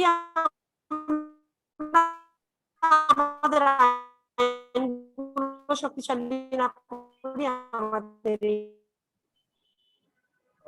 অর্ণপা, আমরা আপনাকে শুনতে পাচ্ছি না ঠিক মতো। ঠিক আপনার কথা আমরা বুঝতে পেরেছি যে আসলে আপনি আন্তর্জাতিক এবং দেশীয় অভিজ্ঞতার আলোকে তামাক কোম্পানিগুলো কি ধরনের কৌশল বা প্রভাব বিস্তার করে সেগুলো তুলে ধরেছেন এবং সেই সাথে কিছু নির্দেশনাও দিয়েছেন। আমরা একই বিষয়ে একটু আন্তর্জাতিক যে উদ্যোগগুলা, ইনিশিয়েটিভ গুলা, সেগুলো সম্পর্কে জানবো। এ বিষয়ে জনাব ইকবাল মাসুদ ভাই দীর্ঘদিন থেকে তামাক নিয়ন্ত্রণে কাজ করছেন। যে আসলে ভাই আমরা জানি যে এই জনস্বাস্থ্য বিষয়ক যে আইন ও নীতিগুলো আছে সেগুলোর সুরক্ষায় এফসিটিসির একটা আর্টিকেল আছে, আর্টিকেল 5.3, যেটাকে কিনা আসলে তামাক নিয়ন্ত্রণের রক্ষা কবচ হিসেবে চিহ্নিত করা হয়েছে। এবং এই যে আন্তর্জাতিক চুক্তিটা আছে সেটাতে স্বাক্ষরকারী দেশ, আমরা প্রথম স্বাক্ষরকারী দেশ, এবং আমরা ওটার আলোকে আইনও প্রণয়ন করেছি। আপনার কাছে আমরা জানতে চাইবো যে আসলে এফসিটিসি আর্টিকেল 5.3 বাস্তবায়নের ক্ষেত্রে বাংলাদেশে সেই অনুসারে কোনো উদ্যোগ আমরা এখন পর্যন্ত দেখছি না, যদিও অনেকগুলো বিশেষত কয়েকটা গাইডলাইনের কাজ চলছিল মাঝখানে। যে আসলে আপনি আন্তর্জাতিক অভিজ্ঞতার আলোকে যদি কিছু বলেন, কোন কোন দেশে এ ধরনের উদ্যোগ ইতিমধ্যে গ্রহণ করা হয়েছে? আবারও ধন্যবাদ জানাই রায়হান আপনাকে। খুব গুরুত্বপূর্ণ বিষয় এটি, এবং সাময়িক কালের বিশেষত ওয়ার্ল্ডের বিভিন্ন দেশের এটি আলোচিত একটা বিষয় যে আর্টিকেল 5.3। এখন আর্টিকেল 5.3 এফসিটিসির framework convention on tobacco control, যেটা আমাদেরকে বলা হয় যে পাবলিক হেলথ ট্রিটি, এবং বিশ্বের প্রথম এবং একমাত্র এখনো পর্যন্ত মানুষের স্বাস্থ্য সুরক্ষার জন্য অত্যন্ত গুরুত্বপূর্ণ ভূমিকা পালন করছে। তো সেই ট্রিটিকে যখন রাষ্ট্রগুলো স্বাক্ষর করেছে, তখন কিন্তু কোনো না কোনোভাবে রাষ্ট্রগুলো এটি ইমপ্লিমেন্টেশনের দায়িত্ব কিন্তু রাষ্ট্রগুলোর উপরে কাঁধে এসে বর্তায়। তামাকের বিজনেস যুগ যুগ ধরে চলছে। তামাক কোম্পানির সাথে, তামাক বিজনেস কমিউনিটির সাথে সরকারের একটা হৃদ্যতা, ব্যবসায়িক কমিউনিটির হৃদ্যতা, সিভিল সোসাইটির সাথে সম্পর্ক এটা ছিল। এই দৃষ্টিভঙ্গিকে সামনে রেখে WHO এবং বিশ্বের নেতৃবৃন্দ যখন দেখলো এই রিলেশন আসলে বাস্তবায়ন করা কঠিন হয়ে যাবে, তো মানে দ্বৈত নীতি গ্রহণ করা, তো সেই দিক থেকে এফসিটিসির আর্টিকেল 5. এফসিটিসিকে প্রোটেক্ট করার জন্য একটা কিছু নীতি নির্ধারণ করেছে, যেটা তামাক কোম্পানির সাথে সরকারের, বেসরকারি সংগঠন বা অন্যান্য সংগঠনগুলোর ভূমিকা কি হবে, বিশেষত সরকারের ভূমিকা কি হবে। তো এখানে খুব সুস্পষ্ট, এটা হতে হবে খুব ট্রান্সপারেন্ট, স্বচ্ছ হতে হবে। আমরা যদি বলি যে সরকারের যে সুযোগ সুবিধা, সরকারের সাথে নীতি নির্ধারণের পর্যায়ে তাদের বৈঠক, তাদের ইনফ্লুয়েন্স, এই বিষয়গুলো যেগুলো আমরা আজকে সকাল থেকে আলোচনা করলাম, তামাক কোম্পানির যে ইল মোটিভ, যে আমাদের উদ্যোগগুলোকে নষ্ট করে দেওয়ার জন্য, সেইগুলোকে প্রোটেক্ট করার জন্য কিন্তু আসলে এই আর্টিকেল 5.3 এফসিটিসিতে সম্পৃক্ত হয়েছে। শুধু এফসিটিসির বিষয় না, আপনারা বিশ্বের যে কোনো আপনার ট্রিটি হোক, যে কোনো ধরনের পলিসি হোক, আইন হোক, তার একটা সুরক্ষা কবচ থাকা দরকার। তো সেই দিক থেকে এফসিটিসিতেও এটা সন্নিবেশিত হয়েছে আর্টিকেল 5.3। এখন আমি বলবো যে আমাদের সরকারের কোনো কোনো অংশে দ্বৈত অবস্থান আছে, যেটা আমি আগেও বলেছি। সরকার একদিকে তামাক নিয়ন্ত্রণ করতে চায়, আবার সম্পর্কটা কন্টিনিউ করতে চায়। তো সেই জায়গাটায় একটা অব্লিগেশন তৈরি করে দিয়েছে এই আর্টিকেল 5.3। আর্টিকেল 5.3 আলোকে সরকারের British American tobacco company board থেকে বেরিয়ে আসতে হবে যদি আমরা মানতে চাই। সরকার তাদের সাথে সরাসরি কোনো বৈঠক করতে পারবে না, তাদের পলিসিতে কোনো জায়গায় তাদের ইন্টারফেয়ারেন্স চলবে না, তাদের কোনো মতামত তারা গ্রহণ করতে পারবে না। তো সেই জন্যই এইটা আমরাও একসময় দাবি করেছি যে সরকারের এই কোড অফ কন্ডাক্ট বাস্তবায়ন করা দরকার। সরকার উদ্যোগও নিয়েছিল। সরকার উদ্যোগ বলতে কি এনটিসিসি, যেটা জাতীয় তামাক নিয়ন্ত্রণ সেল যেটা আছে, তারা উদ্যোগ নিয়েছিল। তারা একটা কোড অফ কন্ডাক্টের ড্রাফট করেছিল আর্টিকেল 5.3, যেখানে সরকারের দায়বদ্ধতা, কিভাবে এটা থেকে মুক্ত থাকা যায়। এটা মিনিস্ট্রি পর্যায়েও প্রথম দিকে কিছুটা আলোচনা হয়েছিল। এখানে তাহিন আছেন, অনন্যা আছেন, আপনারা ছিলেন, আপা ছিলেন। তো পরবর্তী পর্যায়ে যে প্যান্ডামিকের আগ পর্যন্ত এটা নিয়ে বেশ আলোচনা হয়েছিল, মানে গত 1-1.5 বছর আগে। তারপরে হঠাৎ করে এটা স্থগিত হয়ে যায়, আমরা আর আগাতে পারিনি। তো আমরা মনে করি যে এটা নতুন কোনো কিছু না। এই যে আমরা এখন সেক্সুয়াল এক্সপ্লয়টেশন, জেন্ডার ইস্যু, এটাগুলো কিন্তু সকল স্টাফদেরকে কোড অফ কন্ডাক্টে সাইন করতে হয় যে আমি আইন কানুন নিয়ম কানুনগুলো মেনে চলবো। রাষ্ট্রকেও আন্তর্জাতিক আইনগুলো মেনে চলার জন্য দায়বদ্ধতা আছে। যখন আমরা প্রোটোকলে সাইন করি তখন সরকারও দায়বদ্ধ, সরকার এসে চুক্তির বাইরে যেতে পারেন না। তো সেদিক থেকে আর্টিকেল 5.3 যেটা ড্রাফটিং যেটা হয়েছিল এনটিসিসি থেকে যেটা করেছিল, তার সাথে সহায়তা করেছিল সিভিল সোসাইটি অর্গানাইজেশনগুলো, সেটাকে এগিয়ে নিয়ে যাওয়ার জন্য কাজ করতে হবে। তো আমি জানি যে এখনো পর্যন্ত সেটা প্রাথমিক পর্যায়ে আছে, খুব বেশি এগিয়ে যায়নি। তো এটা নিয়ে মনে হয় আমাদের কাজ করার সুযোগ আছে। যদি আমরা এটা করতে পারি তাহলে টোবাকো কোম্পানি ইন্টারফারেন্স অনেক অংশে কমাতে সক্ষম হব। এবং এইটা করার ক্ষেত্রে তামাক কোম্পানি যে কতটুকু ব্যারিয়ার হবে, মরিয়া হবে এটাকে থামানোর জন্য, সেটাও আমাদের মাথায় রাখতে হবে। কারণ এইটা তাদের জন্য একটা মানে বড় ধরনের অব্লিগেশন তৈরি করে দেবে সরকারের সাথে, যে তাদের ভিতরে ভিতরে কিছু কর্মকর্তার সাথে তাদের সম্পর্ক থাকে, এনবিআর এর, অর্থ মন্ত্রণালয়ের, স্বাস্থ্য মন্ত্রণালয়ের, যারা টেবিলে টেবিলে ঘুরে বেড়ায়, আমরা তো জানি, পাশচু করে বেড়ায়। তো সেই সবগুলো তখন আর প্রকাশ্যে করতে পারবে না, এবং প্রকাশ্যে তামাক কোম্পানির পক্ষে অবস্থান গ্রহণ করতে পারবে না রাষ্ট্রের কোনো কর্মকর্তা বা নীতি নির্ধারণী পর্যায়ে, যে পর্যায়ে থাকুক না কেন।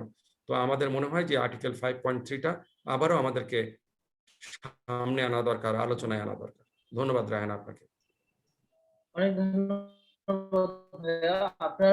আপনার কাছে একটা সম্পূরক প্রশ্ন আছে আমার, সেটা হলো যে এই সৈয়দ মাহবুবুল আলম ভাইগত জায়গায় একটা বড় অবস্ট্রাগল হলো কোন প্রতিষ্ঠানে যদি সরকারি কর্মকর্তা আসে, বিশেষত তামাক নিয়ন্ত্রণ বা জনস্বাস্থ্য উন্নয়নের ক্ষেত্রে, সেই কর্মকর্তা বেশি দিন একই প্রতিষ্ঠানে থাকতে পারেন না।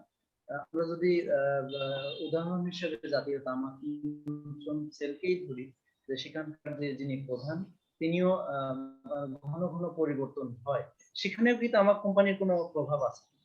সংক্ষেপে যদি আপনি বলবেন। তাহিন প্রশ্নটা আপনাকে করেছে মনে হয়। আমি আপনার কাছে জানতে চাচ্ছি। আমার কাছে? জি। ধন্যবাদ, আমি একটু বুঝতে ভুল করেছিলাম।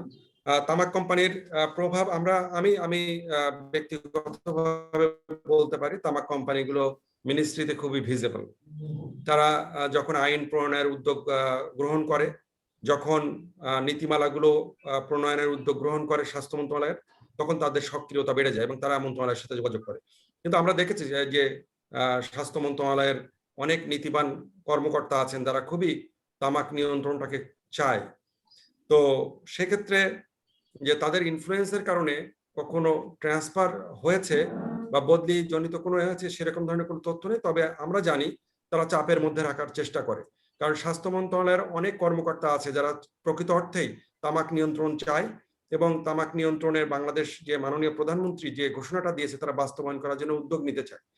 কিন্তু সেই সব কর্মকর্তাদেরকে তারা বিভিন্নভাবে উচ্চপদস্থ আরো কর্মকর্তাদেরকে দিয়ে তাদের মধ্যে চাপে রাখার চেষ্টা করে। তো এখানে আপনারা জানেন যে কথাটা আমরা আলোচনায় এসেছে, বিএটি এর বোর্ডে অনেক সচিব আছে। তো তারা কিন্তু অনেক সময় তামাক কোম্পানির পক্ষে রোল প্লে করে, এবং সহজে ওই বোর্ডে, তামাক কোম্পানির ব্যবসায়িক বোর্ডে যখন থাকে, তখন তামাক কোম্পানিগুলো তাদেরকে যখন কোনো অনুরোধ করে, তখন কিন্তু তারা সেই তাদের কথা কোনো না কোনো ভাবে রেসপন্স করতেই হয়। তো সেদিক থেকে একটা ঝুঁকি কিন্তু থেকে যায়। এবং তামাক ব্রিটিশ আমেরিকান টোবাকো কোম্পানির বোর্ডে যারা আছে তারা কিন্তু কোনো জুনিয়র লেভেলের কর্মকর্তা নয়, তারা কিন্তু অত্যন্ত উচ্চপদস্থ এবং প্রভাবশালী কর্মকর্তা। তো ওনাদের পক্ষ থেকে যদি কোনো ইন্টারফিয়ারেন্স হয়, তখন কিন্তু স্বাস্থ্য মন্ত্রণালয়, এনটিসিসি যে কর্মকর্তারা আছেন, সত্যিকার অর্থেই তারা আন্তরিকভাবে কাজ করছেন, তাদের জন্য কিন্তু অনেক কঠিন হয়ে যায়। তবে এগুলো আমাদেরকে আসলে এক্সপোজ করে দেওয়া উচিত, যে জনগণকে জানিয়ে দেওয়া উচিত এই ভিতর থেকে কারা প্রেশার ক্রিয়েট করে, মিডিয়াকে জানিয়ে দেওয়া উচিত। কারণ এখন সময় এসছে মানে ফেস টু ফেস কথা বলার, লড়াই করার। কারণ আমাদের মাননীয় প্রধানমন্ত্রীর যে ঘোষণা, এটা বাস্তবায়ন করার জন্য সবাইকে সতর্ক হতে হবে, সরকারকে দায়িত্ব নিতে হবে। তো এইটুকুই রাহান, এর পাশাপাশি অন্য কেউ অ্যাড করতে পারে।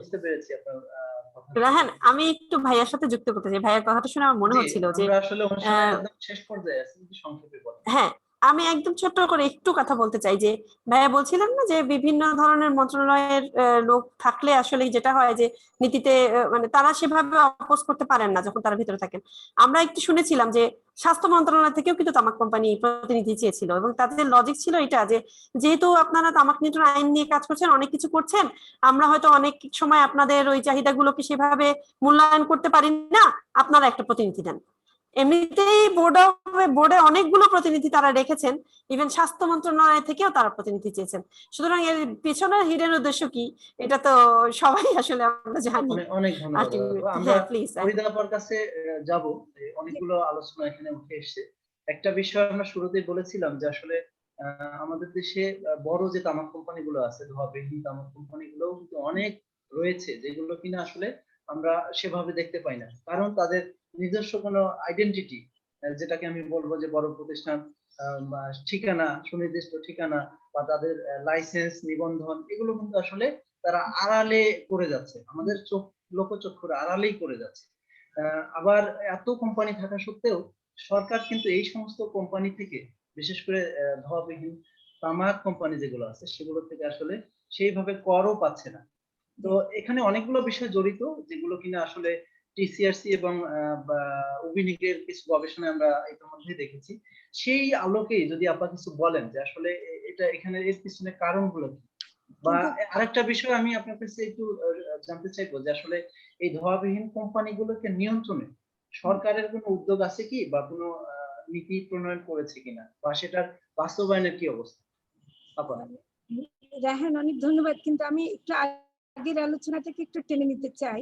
বিশেষ করে ইকবাল মাসুদ যখন এফসিটিসির কথা বললেন, আমার মনে হয় যে যেটা আমাদের জানা দরকার যে তামাক কোম্পানিগুলো এতই স্মার্ট, মানে স্মার্ট খারাপ অর্থে, যে তারা করে কি যে কনফারেন্স অফ দ্য পার্টিজ যে মিটিং গুলো হয় প্রতি 2 বছরে, সেটাতে যে সরকারি প্রতিনিধিরা যায় তাদের উপর প্রভাব বিস্তার করে, তাদের উপর তারা কি বলবে ওখানে গিয়ে, মানে এখন বাংলাদেশের হয়ে কি বলবে সেটা আমরা যারা তামাক নিয়ন্ত্রণে আছে তাদের কথা শোনার চাইতো তারা করে কি এটা কোনো না কোনো ভাবে এনশিওর করে যে সরকারের প্রতিনিধিরা তাদের কথা বলবে। এটা শুধু বাংলাদেশের ক্ষেত্রে না, আমরা দেখছি আফ্রিকার অনেক দেশের ক্ষেত্রে, অন্যান্য অনেক দেশের ক্ষেত্রে। এবং তামাক কোম্পানিগুলো সেখানে আগে সিভিল সোসাইটির একটা ছদ্মবেশে যেত, সেটা যখন এফসিটিসি সেক্রেটারিয়েট থেকে মানে একটু কড়াকড়ি করা হয়েছে, তখন তারা করে কি ওই সরকারের প্রতিনিধিদের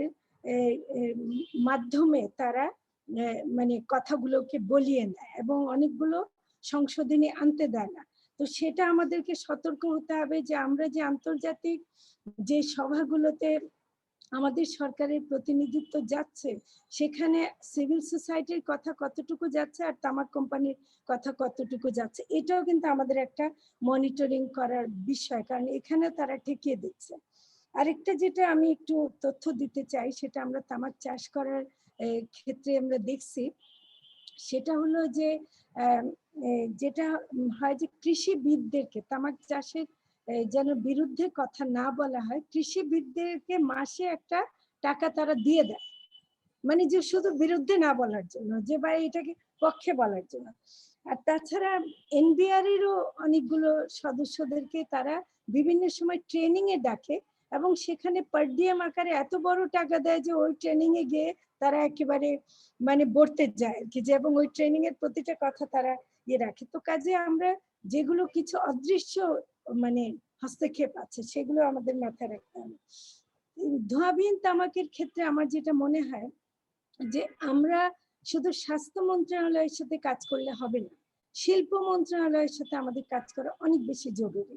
এবং দেখেন যে কোভিড এর সময় যখন নাকি শিল্প মন্ত্রণালয়কে স্বাস্থ্য মন্ত্রণালয় চিঠি দিল, মানে আমরা কিন্তু তাবিনাজির পক্ষ থেকে একটা চিঠি দিয়েছিলাম এবং সেই চিঠিটা স্বাস্থ্য মন্ত্রণালয় শিল্প মন্ত্রণালয়কে দিল এবং এটা সবাই করেছিল। পরে দেখা গেল যে শিল্প মন্ত্রণালয়ে তামাক কোম্পানির প্রভাবের কারণে ওই চিঠিটা কিন্তু স্বাস্থ্য মন্ত্রণালয়কে উইথড্র করতে হলো। এই যে দেখেন কি মানে কোভিড এর সময়ও তারা এটা করছে আর কি। এবং তারা কিন্তু আইন মানছে না, তারা রেজিস্ট্রেশন করছে না, তারা ঘর মানে ফ্যাক্টরি তো বানায় না, মানে ঘরের একটা অংশে তারা ফ্যাক্টরি বসাচ্ছে। এমনকি ইয়ের মধ্যে কি জর্দার মধ্যে তো শুধু তামাক থাকে না, ওখানে এমন এমন কেমিক্যাল তারা দেয় যেন এডিকশন তৈরি হয়। সেজন্য যারা আমরা বলি যে আমাদের মা নানিরা ছাড়তে পারে না, আসলে ছাড়তে না পারার পিছনে এটাও কারণ যে ওর মধ্যে এডিকটিভ অনেকগুলো ইনগ্রেডিয়েন্ট ঢুকানো হয়। তো এগুলোও কিন্তু দেখার কেউ নাই, কারণ বিএসটিআই এর কোনো রেজিস্ট্রেশন তারা নেয় না, বরং উল্টো যেটা করে, এটা টিসিআরসিও তাদের গবেষণায় দেখিয়েছে, আমরা পেয়েছি বিএসটিআই এর লোগো নকল করে একটা কি যেন 3 কোণা একটা বসায় দেয়, মানুষকে বিভ্রান্ত করে, জানায় যে আমরা খুব আইন মেনে কাজ করছি। তাদের কোনো ঠিকানা খুঁজে পাবেন না। ঠিকানা পেতে হলে ওই এলাকায় কোনো মতে গিয়ে যদি রিক্সাওয়ালাকে বলেন, তাহলে রিক্সাওয়ালা ওই আপনাকে নিয়ে যেতে পারে, কারণ কোনো না কোনো ভাবে রিক্সাওয়ালা ওখানে গিয়ে সেই গন্ধটা পায়। তো এই জায়গাগুলোতে আমি মনে করি যে আমাদের না আসলে শুধু স্বাস্থ্য মন্ত্রণালয়ের সাথে কাজ করা চাইতো, এখানে যে এটা মাল্টি স্টেক হোল্ডার একটা ইস্যু, সেটা আমি মাহবুবুল আলম তাহিন এবং সবার দৃষ্টি আকর্ষণ করব। আমরা বিশেষ করে শিল্প মন্ত্রণালয় এবং পরিবেশ মন্ত্রণালয় এবং অন্যান্য মন্ত্রণালয়গুলোকেও সাথে নিয়ে কি করে কাজ করতে পারি এবং সেখানে যে তাদের প্রভাব, সেটা আমি শেষ করব একটা কথা দিয়ে।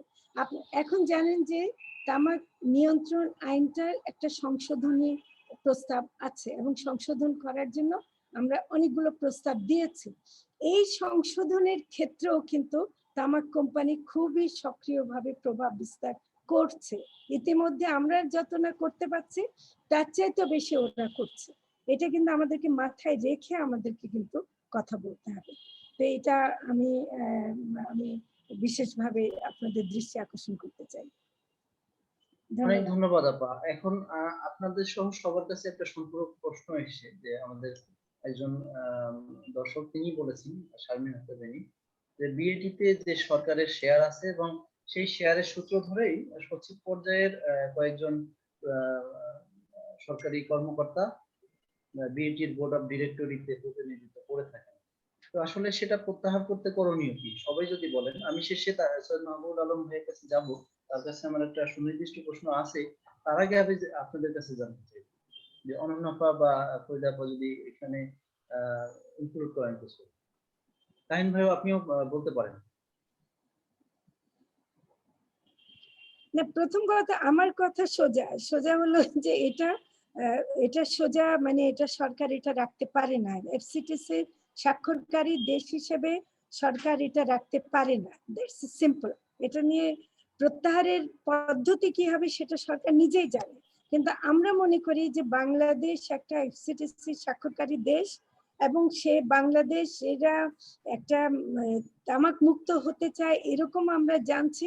সেখানে কোনো অবস্থাতেই তার অংশগ্রহণ থাকাটা এটা একটা মানে লজ্জার বিষয়, এটা একটা আমাদের জন্য বিশাল দুঃখের বিষয়, কাজে এটা থাকতে পারে না। That's it. Thank you. আমি একটা বলি, বাংলাদেশে একটা ওষুধ কোম্পানি ছিল, এটা বাংলাদেশ সরকার শেয়ার ছিল, সানোফি একটা কোম্পানি। বাংলাদেশ আমরা পৃথিবীতে ওষুধ রপ্তানি করি এবং ওষুধ রপ্তানি করার কারণে বাংলাদেশের অনেক ভালো সুনাম আছে, মানসম্মত ওষুধ দিচ্ছি বাইরের দেশে, আমরা অনেক কম মূল্যে ওষুধ দিতে পারছি আমাদের যেহেতু এখনো এলডিসি কান্ট্রি। সানোফি কোম্পানিটা বাংলাদেশে ব্যবসা করতে না পেরে চলে যাচ্ছে, ওষুধ কোম্পানি। সেখানে তামাক কোম্পানিতে আমার শেয়ার, ওইটা তো আমরা শেয়ার ছেড়ে দিচ্ছি না। তো ওষুধ কোম্পানিটাকে আমরা টিকায় রাখতে পারি নাই, তামাক কোম্পানিকে টাকা টিকায় রাখার জন্য এটা যতটুকু সরকারের, আমার কাছে মনে হয় প্রজাতন্ত্রের যে কর্মকর্তারা আছেন, আমি যেটা বললাম যে পোস্টগুলো আছে, যে পোস্টগুলোতে অবশ্যই বোর্ড অফ ডাইরেক্টর হওয়ার কারণে ভালো একটা রেমুনারেশন পাওয়া যায়। এই বোর্ড অফ ডাইরেক্টররা আবার যখন রিটায়ার্ড হয়, আমরা অনেককেই দেখেছি তারা নানাভাবে মানে বিভিন্ন পোস্টে দেওয়া যায়। তো এগুলো এক ধরনের প্রক্রিয়া। সেখানে আমার কাছে মনে হয় যেখানে মাননীয় প্রধানমন্ত্রী ঘোষণা আছে, আমাদের নির্দেশনা আছে, অবিলম্বে সরকার থেকে এটা পলিটিক্যাল সিদ্ধান্ত নিতে হবে। আমার মনে হয় যে আমাদের প্রত্যেকটা মন্ত্রণালয়, সংশ্লিষ্ট মন্ত্রণালয়ের মন্ত্রীরা এই সিদ্ধান্ত নিতে হবে যে আমরা এখানে আর কোনো প্রতিনিধিত্ব করবো না। এটা আমার কাছে মনে হয় যে সচিব পর্যায়ে যারা আছেন তারা এই সিদ্ধান্ত নিবে কিনা সেটা অনেকদিনই বলা হচ্ছে। আমি এই ব্যাপারে বলতে পারবো না, কিন্তু মন্ত্রী পর্যায় থেকে এখন সিদ্ধান্ত নেওয়া হচ্ছে। প্রধানমন্ত্রীর যে লক্ষ্য, সেই লক্ষ্যের সাথে যেহেতু এটা সাংঘর্ষিক, মন্ত্রী যেই বিভাগের মন্ত্রী আছে তারা সিদ্ধান্ত নেবে যে আমরা এটা 1600 কোটি টাকা বাংলাদেশের জন্য কোনো টাকা না। সানাফির মতো কোম্পানি আমরা বন্ধ করে, মানে বন্ধ হয়ে গেছে বাংলাদেশে। বাংলাদেশের পাটের মতো শিল্পকে আমরা ধরে রাখতে পারিনি, সেখানে তামাক কোম্পানিকে ধরে রাখার কোনো যুক্তি থাকতে পারে না। আমাদের দেশ অনেক এগিয়ে যাচ্ছে, আমরা আরো এগিয়ে যাবো। এই ধরনের ক্ষতিকর কোম্পানিগুলোতে শেয়ার রাখার যে প্রবণতা, সেটা ব্যক্তির ইন্টারেস্টে, এটা রাষ্ট্র বা সরকারের কোনো রকমের স্বার্থ এখানে নেই। অনন্যা কিছু বলতে রায়হান চাচ্ছেন? মনে হয় ইতিমধ্যেই, হ্যাঁ আপনি উত্তরটা পেয়ে গেছেন ইতিমধ্যে জি, তাহিন ধন্যবাদ। ভাই এবং আপা বলেছেন। আসলে আমাদের কিন্তু অনেকগুলো জায়গায় বাইন্ডিংস রয়েছে, আমাদের সাংবিধানিক জায়গায় বাইন্ডিংস রয়েছে, আমাদের যে অষ্টম পঞ্চবার্ষিকী পরিকল্পনা সেখানে বাইন্ডিংস রয়েছে, ইভেন আমরা যদি এসডিজি অর্জন করতে চাই সেখানেও আমাদের বাইন্ডিংস রয়েছে। সো এতগুলো জায়গাতে আসলে খুব বেশি কিন্তু না শেয়ারের পরিমাণ, বেশি হলে সর্বোচ্চ কয়েকটা সংগঠন, কয়েকটা সংস্থা মিলে সরকারের 10% মতো শেয়ার আছে। এই 10% শেয়ারের জন্য 6 জন কর্মকর্তা বা আরো বেশি তারা এখন চাইছে, এই মানুষগুলোকে যুক্ত করে রাখা হয়েছে। এই ধরনের একটা ক্ষতিকর পণ্য, যেটা কোনো উপকারী দিকই নাই, একটা কল্যাণ রাষ্ট্রের জন্য যেটা স্বাস্থ্য ব্যয় বাড়াচ্ছে, আমার পরিবেশ ক্ষতি করছে, অর্থনীতি ক্ষতি করছে, সেরকম একটা প্রোডাক্টকে রাখা আসলে কোনোভাবেই কাম্য নয়। সুতরাং এটি সরকার চাইলেই, যেহেতু একটু আগে ইকবাল ভাই বলছিলেন যে একটা কিছু কিছু ক্ষেত্রে আমরা সরকারের দ্বৈত নীতি দেখতে পাই, তবে তার চেয়ে আমরা ইতিবাচক বলতে চাই যে অনেক ক্ষেত্রে আমরা আসলে উত্তরণ করেছি। সরকার অনেক ইতিবাচক, অনেক পজিটিভ ইনিশিয়েটিভ আমরা দেখছি তামাক নিয়ন্ত্রণে। সেক্ষেত্রে সরকার চাইলেই এটা আসলে একটা সিস্টেমের মধ্যে দিয়ে বের করে নিয়ে চলে আসতে পারে। জি, ধন্যবাদ। অনেক ধন্যবাদ, সুন্দর বলেছেন। আসলে আমরা যারা বেসরকারি সংগঠন বা সিভিল সোসাইটি অর্গানাইজেশন বলেন, আমরা আসলে সরকারের সমালোচনা করছি সেই অর্থে যে আসলে সরকার যাতে যে ইনিশিয়েটিভ গুলো নেওয়া দরকার সেগুলো গ্রহণ করে জনস্বার্থে, আমাদের এই আলোচনাগুলো এবং আমাদের যে দাবি দেওয়াগুলো। তো একদম আজকের এই অনুষ্ঠানের আমরা শেষ পর্যায়ে রয়েছি। আমি সৈয়দ মাহবুব আলম তাহিন ভাইয়ের কাছে আরেকবার যাব, তার কাছে জানতে চাইবো যে এই যে এতক্ষণ আমরা আলোচনা করলাম, অনন্যা তার কথায় অনেক তুলে ধরেছেন যে আমাদের দেশে বিদ্যমান কিছু আইন নীতি আছে বা অধ্যাদেশ আছে যেগুলোতে তামাক কোম্পানির সুযোগ সুবিধা নিচ্ছে। এটা গেল। আর দ্বিতীয়ত হলো যে এফসিটিসি তে স্বাক্ষরকারী রাষ্ট্র, আমরা বাংলাদেশ প্রথম স্বাক্ষরকারী রাষ্ট্র। তো সেক্ষেত্রে সেই ট্রিটিতে সাইন করার প্রেক্ষিতে আমাদের কিছু দায়বদ্ধতা রয়েছে বা কিছু এটা প্রতিপালনে কিছু দায়বদ্ধতা থেকেই যায়। তো সেই দিক থেকে যদি বলি যে আমাদের দেশে প্রায় 17 বছর, 1.5 যুগ পার হতে চললো, এখনো আসলে এফসিটিসির সুনির্দিষ্ট যদি একটা ধারা বলি, আর্টিকেল 5.3, সেটা অনুসারে কোনো গাইডলাইন প্রণয়ন করা হয়নি। ইতিমধ্যে আমাদের আলোচকরা বলেছেন যে আসলে আপনিও বলেছেন যে অনেকগুলো নীতি বিলম্বিত হচ্ছে প্রণয়ন করা। তো এগুলোর পিছনে আসলে অনেকগুলো কারণ আছে, সেটাও বলেছেন। আরেকটু আপনাকে জানতে চাইবো যে আসলে গাইডলাইনটা কেন হচ্ছে না, যেহেতু এটা জনস্বাস্থ্য বিষয়ক সকল আইন নীতি বা তামাক নিয়ন্ত্রণ কার্যক্রম সুরক্ষা দিতে পারে, তো সেটা আসলে এত বিলম্ব হওয়ার কারণ কি? কিংবা যে আমাদের যে লক্ষ্যমাত্রা, মাননীয় প্রধানমন্ত্রীর ঘোষণায় যদি ধরি 2040 সাল, সেটা যদি আমরা আসলে বাস্তবায়ন করতে যাই, সেক্ষেত্রেও প্রতিবন্ধকতার সৃষ্টি করছে কিনা? জি তাহিন ভাই। অবশ্যই তামাক কোম্পানির প্রভাব একটা প্রতিবন্ধক করছে, এবং সেই প্রতিবন্ধকতাটাকে কাটিয়ে রাখা, কাটিয়ে ওঠার জন্য আপনার এই ধরনের নীতি করা দরকার। কোভিড একটা বড় পরিস্থিতির মোকাবেলা করেছে, যে কারণে গত 13 বছরের বেশি সময় ধরে কোনো ধরনের কাজ এগুচ্ছে না। তবে আমার কাছে মনে হয় যে এখন তো পরিস্থিতি আস্তে আস্তে স্বাভাবিক হয়ে গেছে। আমরা সামাজিক যে সংগঠনগুলো আছি, যারা তামাক নিয়ে কাজ করি, তারা এই কাজগুলোতে জোর দাবি করতে পারে, এবং আশা করি আমাদের যারা স্বাস্থ্যমন্ত্রী আছে তারা খুবই আন্তরিক, তারা এই বিষয়গুলো এগিয়ে নিয়ে যেতে চায়। কিন্তু আপনারা জানেন যে কোভিড এর কারণে আমরা অনেকগুলা বিষয়ে আগাতে পারিনি, বিশ্ব তামাক মুক্ত দিবস করতে পারিনি। যেহেতু এই বিষয়গুলো এখন চূড়ান্ত পর্যায়ে আছে, আমার মনে হয় যে আমরা খুব দ্রুত শেষ করতে পারবো। জি ধন্যবাদ তাহিন ভাই। আমরাও আশাবাদী যে আসলে আমরা যা বলছি সেগুলো সরকার এবং সরকারের যে সংশ্লিষ্ট কর্তৃপক্ষ আছে তারাও ইতিবাচক হিসেবেই নিবে। আজকে আমাদের আলোচনা এতক্ষণ ধরে যে আমাদের বিজ্ঞ আলোচক বৃন্দ কথা বললেন, তার মধ্যে আমরা সরকারকে আহ্বান জানাতে চাই যে আসলে আমাদের দেশের বিদ্যমান যে আইন নীতি বা অধ্যাদেশ আছে, যেগুলোতে তামাক কোম্পানিগুলো তাদের পণ্যের প্রচারণা কিংবা মানুষের যে অকাল মৃত্যুর দিকে ধাবিত করা, সেই সুযোগগুলো নিয়ে তাদের ব্যবসা পরিচালনা করছে, সেই ত্রুটিগুলো দূর করবে। সেই সাথে যে আমাদের যে এফসিটিসি তে স্বাক্ষরকারী দেশ হিসেবে সেটার প্রতিপালনে আমাদের দেশে অবিলম্বে অতি দ্রুততার সাথে একটা তামাক কোম্পানির যে প্রভাব বা ইন্টারফারেন্স এগুলো প্রতিরোধে একটা গাইডলাইন করবে, এবং সেই সাথে সরকারি কর্মকর্তা কর্মচারীদের জন্য একটি সুনির্দিষ্ট আচরণবিধি প্রণয়ন করবে। এবং আমাদের যে সামগ্রিক তামাক নিয়ন্ত্রণের যে লক্ষ্যমাত্রা, আমরা মাননীয় প্রধানমন্ত্রীর সেই ঘোষণাকে সামনে রেখেই এগিয়ে যেতে চাই যে আসলে 2040 সাল খুব বেশি দূরে নয়। সেটা যদি আসলেই আমরা বাস্তবায়ন করতে যাই কিংবা চাই, আমরা যারা কাজ করছি তাদেরও নিশ্চয়ই সেটা একটা বড় স্বপ্ন। সেটা যদি আসলেই বাস্তবায়ন করতে হয় তাহলে এই যে তামাক কোম্পানির অযাচিত হস্তক্ষেপ, সেটা জনস্বাস্থ্য সংক্রান্ত আইন নীতি কিংবা অন্যান্য যে কার্যক্রমগুলো সেগুলোতেই হোক কিংবা ওভারঅল তামাক নিয়ন্ত্রণেই হোক, সেটা প্রতিহত করতে যে যা যা করণীয় আজকে যে আমাদের আলোচনা সূচি ছিল এবং আপনাদের যে মতামত আপনারা শুনে সুচিন্তিত মতামত প্রদান করেছেন, সেগুলো সরকার ইতিবাচক হিসেবে গ্রহণ করবে এবং সেই অনুযায়ী কার্যকর পদক্ষেপ গ্রহণ করবে। আজকের এই আলোচনায় অংশগ্রহণ করার জন্য আপনাদেরকে আয়োজক সংস্থা work for a better Bangladesh ট্রাস্টের পক্ষ থেকে আন্তরিক ধন্যবাদ ও কৃতজ্ঞতা জানাচ্ছি। সেই সাথে এতক্ষণ ধরে আমাদের সঙ্গে ফেসবুক লাইভে যারা যুক্ত ছিলেন তাদেরকেও আন্তরিক ধন্যবাদ এবং কৃতজ্ঞতা জানাচ্ছি আমাদের সাথে থাকার জন্য। আপনারা এই কোভিড মহামারীকালীন সময়ে সকলেই সুস্থ থাকবেন এবং কোভিড প্রতিরোধে যে স্বাস্থ্যবিধি সেটা মেনে চলবেন এবং নিজে সুস্থ থাকবেন, পরিবারের অন্যান্য সদস্যদেরকে সুস্থ রাখবেন। এই শুভকামনায় সকলের কাছে বিদায় নিচ্ছি। আল্লাহ হাফেজ।